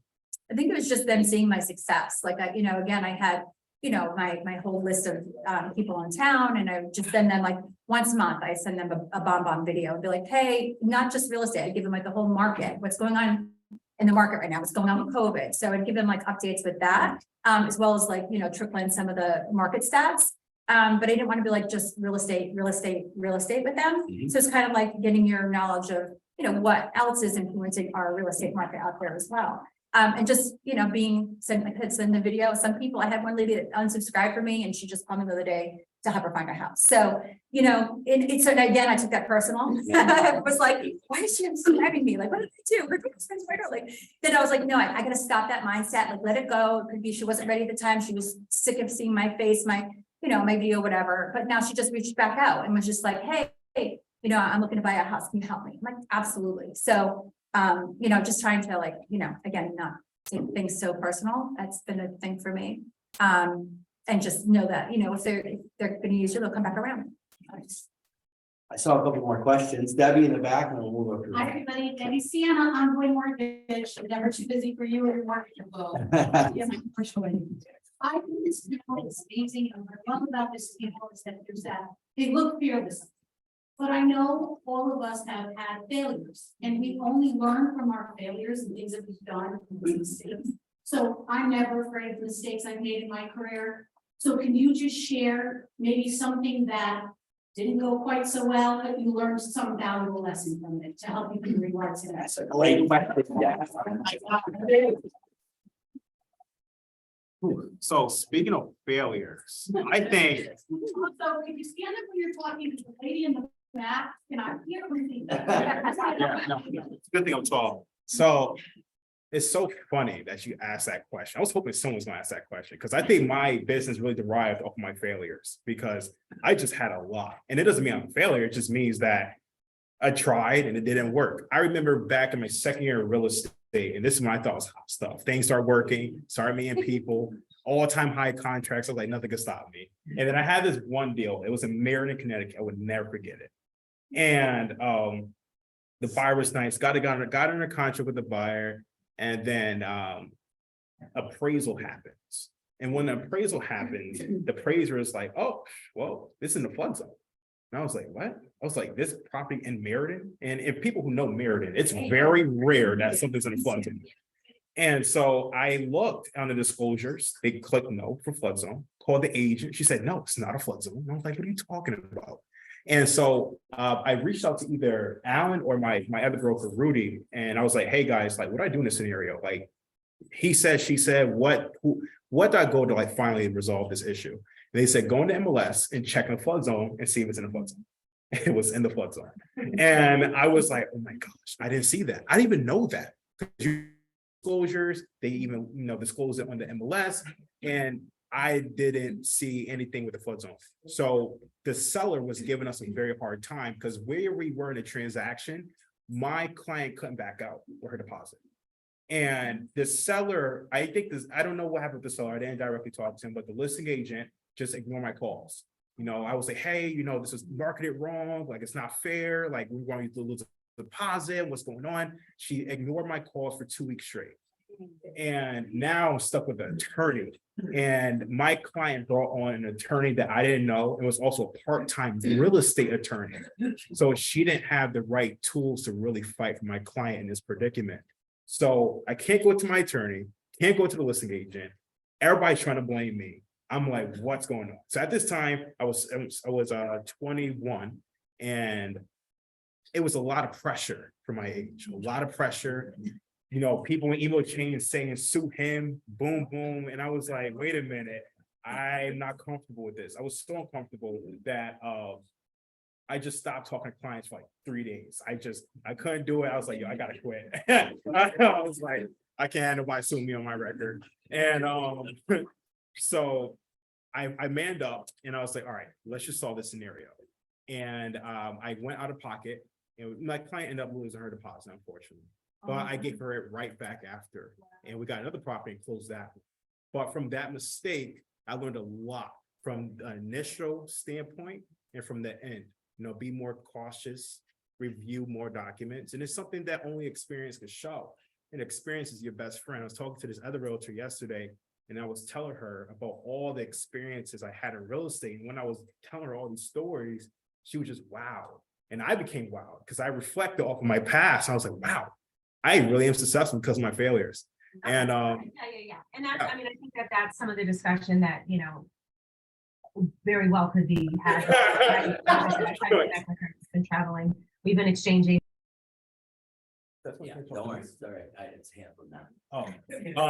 And yeah, so that's basically it, but just to answer your question, that was my failure and how it pushed me forward.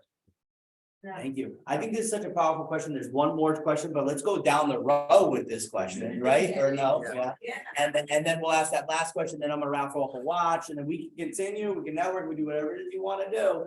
I know you gotta respect your own schedule, and I wanna respect it as well. Yeah, so mine stunk. It was my first failure. It was going to be my first ever transaction in real estate. I don't know how I had this buyer, but we were looking at a $2.5 million house. I brought them there 4 times. I even called the architect without them knowing. I had the architect of the house come down from Vermont and meet us at the home to explain every thought that went into the house. Little did I know, pay attention to contracts, because when your buyer is an attorney, they can get their real estate license very easily and represent themselves on the transaction. I learned that the hard way. I had a lot of phone calls with my broker on how I can go about this, and there wasn't really anything I could do. So what I learned from that is, instead of a 1-day buyer representation for each showing, have it extend a few extra days, especially because you may run into people where they wait for the contract to expire and then hop right on it. And as a 19-year-old, with that being my first transaction, that's how I pictured the rest of my career would go. Was people using me and then knowing because I'm too young, they don't actually want to use me for the transaction. And that's what I thought my whole career would be. I'm lucky it didn't end up that way. But yeah, that was quite the way to start. I don't think it could have started much worse, but yeah.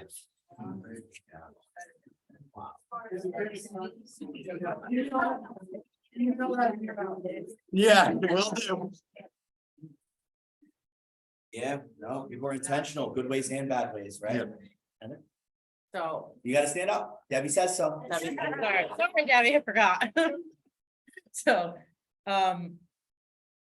I guess they call me the queen of overpricing listings. Or I used to be, because I would just take any listing. What do you want to sell it for? I could sell it for that. No, can't. So I took a listing against, it was sitting on the market for, I think, 75 days.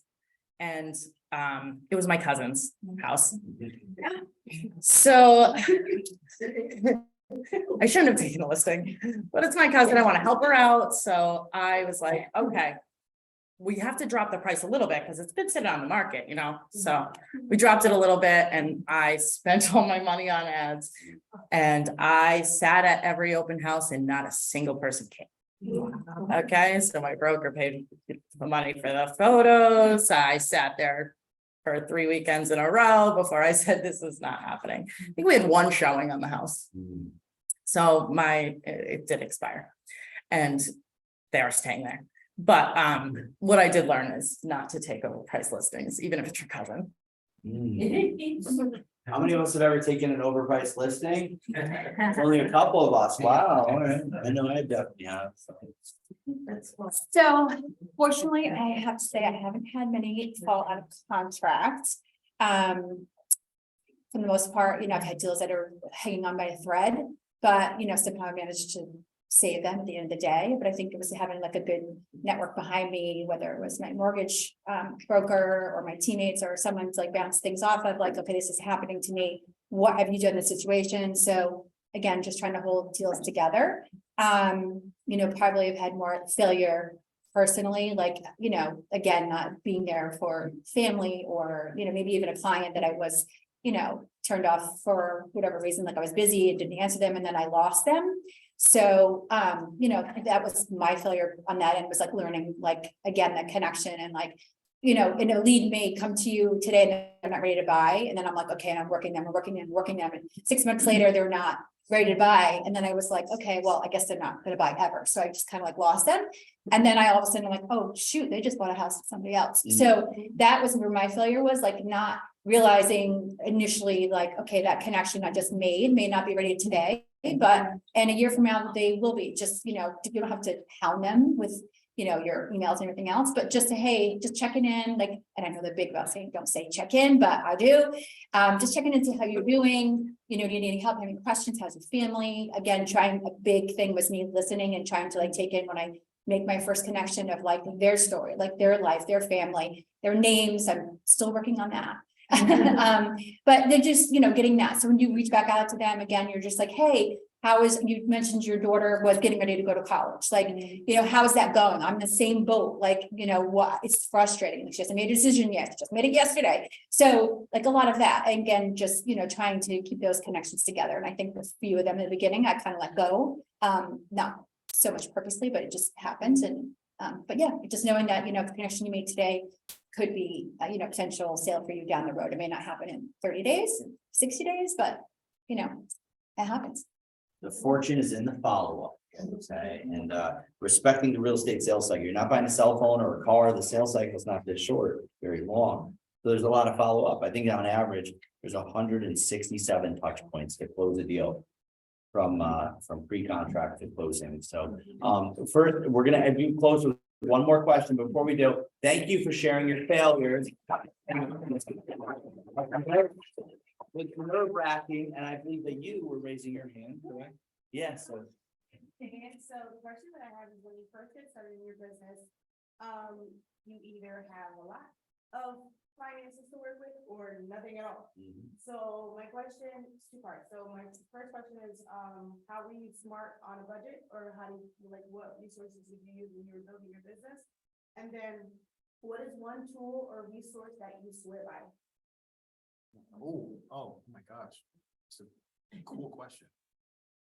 So. You gotta stand up. Oh. Let me stand up. So, part one of your question, because I think there's two parts to your question. So part one, I'm just gonna speak from my perspective because I only know what worked for me. So you just gotta utilize the free resources, in terms of marketing. Because real estate agent, it's not one way to be a real estate agent. There's probably 1,000 ways, I'm pretty sure everybody in this room have a different way of being a great agent. And what I did to utilize the financial situation I was in is door knocking was a big one, because you can go to the office, and if you're already in the brokerage, there's a great chance that we have pamphlets of like, statistics and facts. So just like snag, 10, 15 of those, go in a neighborhood that you trust, and just knock on the doors. And that's one. Cold calling is another one. You can go on Zillow for sale by owner. You could practice scripts online. You could practice those scripts, and you can integrate it with your personality. So your tone, your pace, all those things. So you seem not like a robot, but an actual person, but you're just good at talking to people. And off of those two things alone, you should be able to, get a client or two. And once you get those commissions, then you can throw money out here, there. But to start, that's what I did.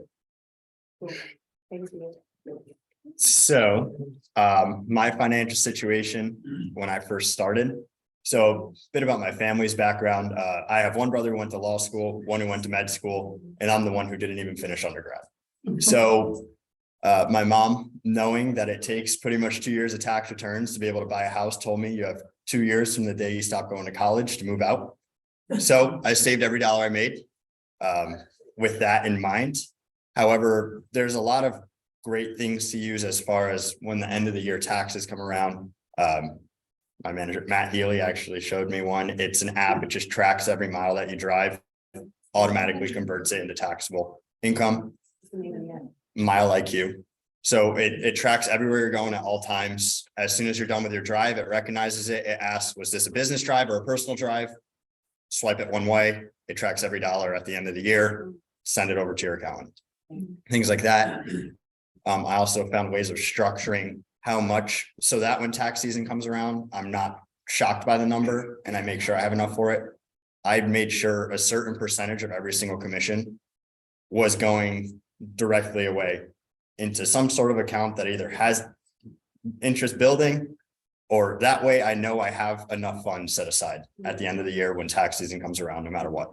I know a lot of us are in the situation where we have other places where we have to put our finances, where that may not be the easiest thing to do. But I think especially when you're first starting and you don't have as many bills on your plate, making sure you're not spending everything right when you make it Mhm. is gonna be of utmost importance, because it's gonna help you in the long run.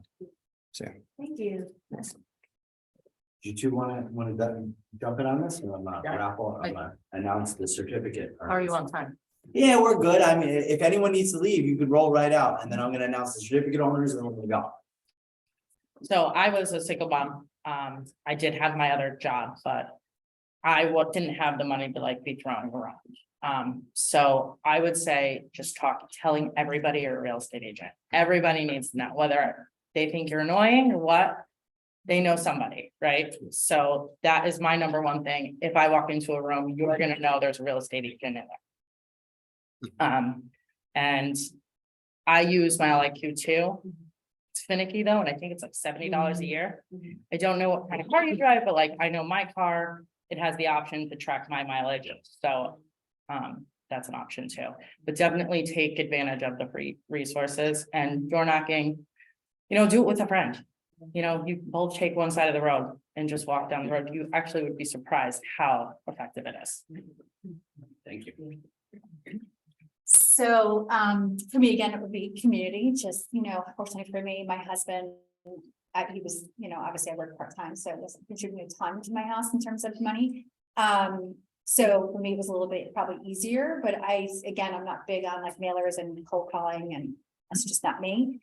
So again, it's just my community, getting out there, making sure everyone knew that I was switching my profession now that I was doing real estate. And honestly, again, social media, it's like the easiest way for you to get yourself out there is, again, just show your successes. You can talk about your failures. I think when people relate to you in some way, it definitely helps them and makes you a connection. I use an app too to track my mileage. It's called Everlance, which is very good. I just shoot it off to my accountant at the end of the year.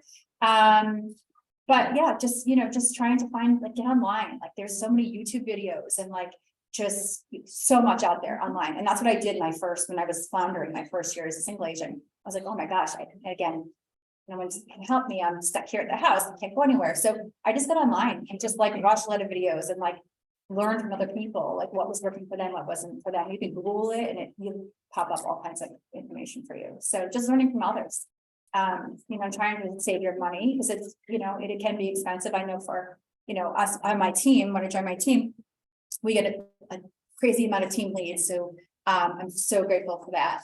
But being on a team, my commission is a little bit less. And so people are like, well, why are you taking less commission being on a team? But for me, I do all my stuff is included. So I'm not paying for my leads out of my pocket. I'm not paying for my marketing. I'm not paying for my media to come in and take my pictures of my properties and stuff like that. It's all there. So, and I feel like, we have so many leads that I'm like 50-60% of something is better than 50-60% of nothing. So at the end of the day, somebody else may have a lot more sales than me in terms of, volume.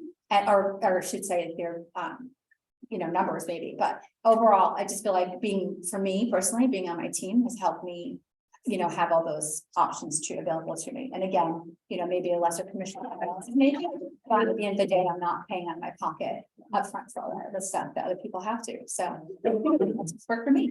All right, thank you for the panel. Thank you all so much. I know it takes a lot of courage to come up here. You're used to mingling with people one-on-one. Standing in front of a group is a totally different type of articulation skill. But if you don't mind just kind of sitting there, I'm just going to call up some of the certificate owners really. These are people that have joined our ramp program for 6 sessions or more. We have 8 sessions in total. If this is your first time, I highly suggest coming back. We do everything from sales courses to negotiation courses to business planning courses, everything of that nature. So this is going to be continued. Yes, this will start back up in the fall. So we do it twice a year, right? We're just taking the summer off for a tiny bit. And what is okay, awesome.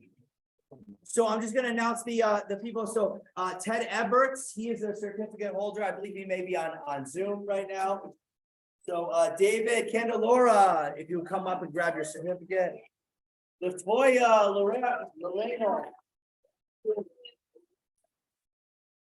Jessica Martinez. I'll calculation. We start with the left, take with the right. Oh, yeah, college thing, yeah, I think go to college, so.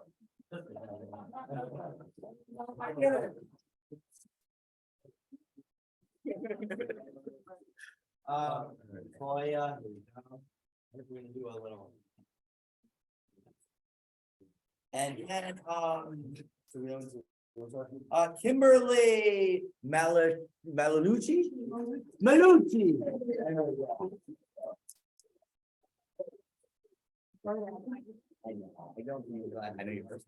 You guys can stay up here because we're gonna raffle off, we're gonna pull the thing. Marissa McHugh. Marissa!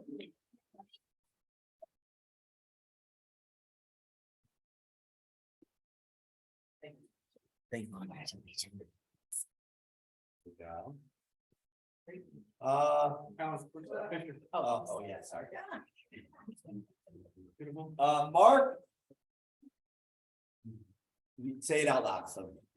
Margaret. I told you.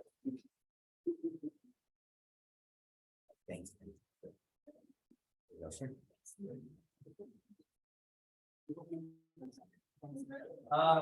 We have Thomas Miles.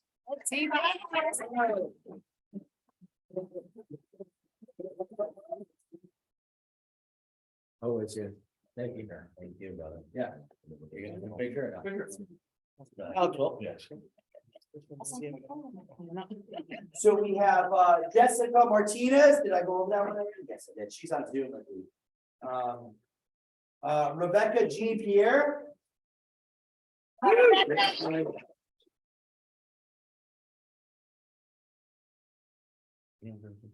There you go.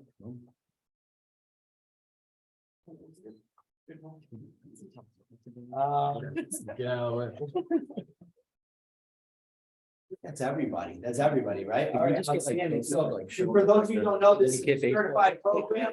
So you can put that certificate in your email signature, or you can tell your clients about it and say that you are RAMP certified. From your local board of New Haven Middlesex Association of Realtors.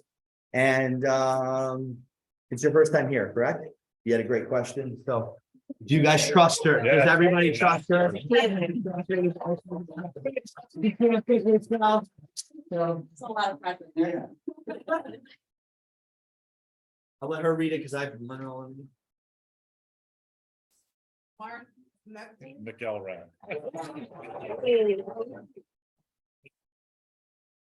He is the winner of the Apple Watch. So if you, so this is a reoccurring program. If you came to this one and you start coming to the next one, it will count towards your next certificate. It will also count as well. Remember on June 7th, that's what we're going to do the Rookie Rockstar panel. Where are they now? These people are 5-6 years in the business. Let's see how their careers have grown, how much they're leveraging different things. Some of them are on teams, some of them own teams, own brokerages. Some of them maybe are real estate coaches as well now. So feel free to stay and mingle. Thank you for coming. Oh, by the way, follow the panelists on social media. Their social media handles are below there. I forgot to mention that. So. Oh, David's got to come up. All right. David.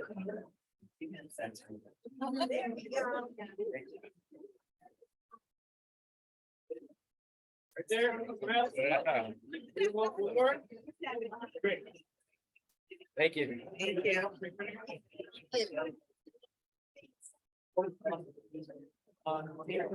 David.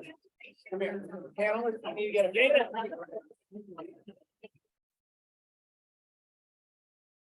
Standing, right? Standing. Yeah. Stand by that man. You get a little photo.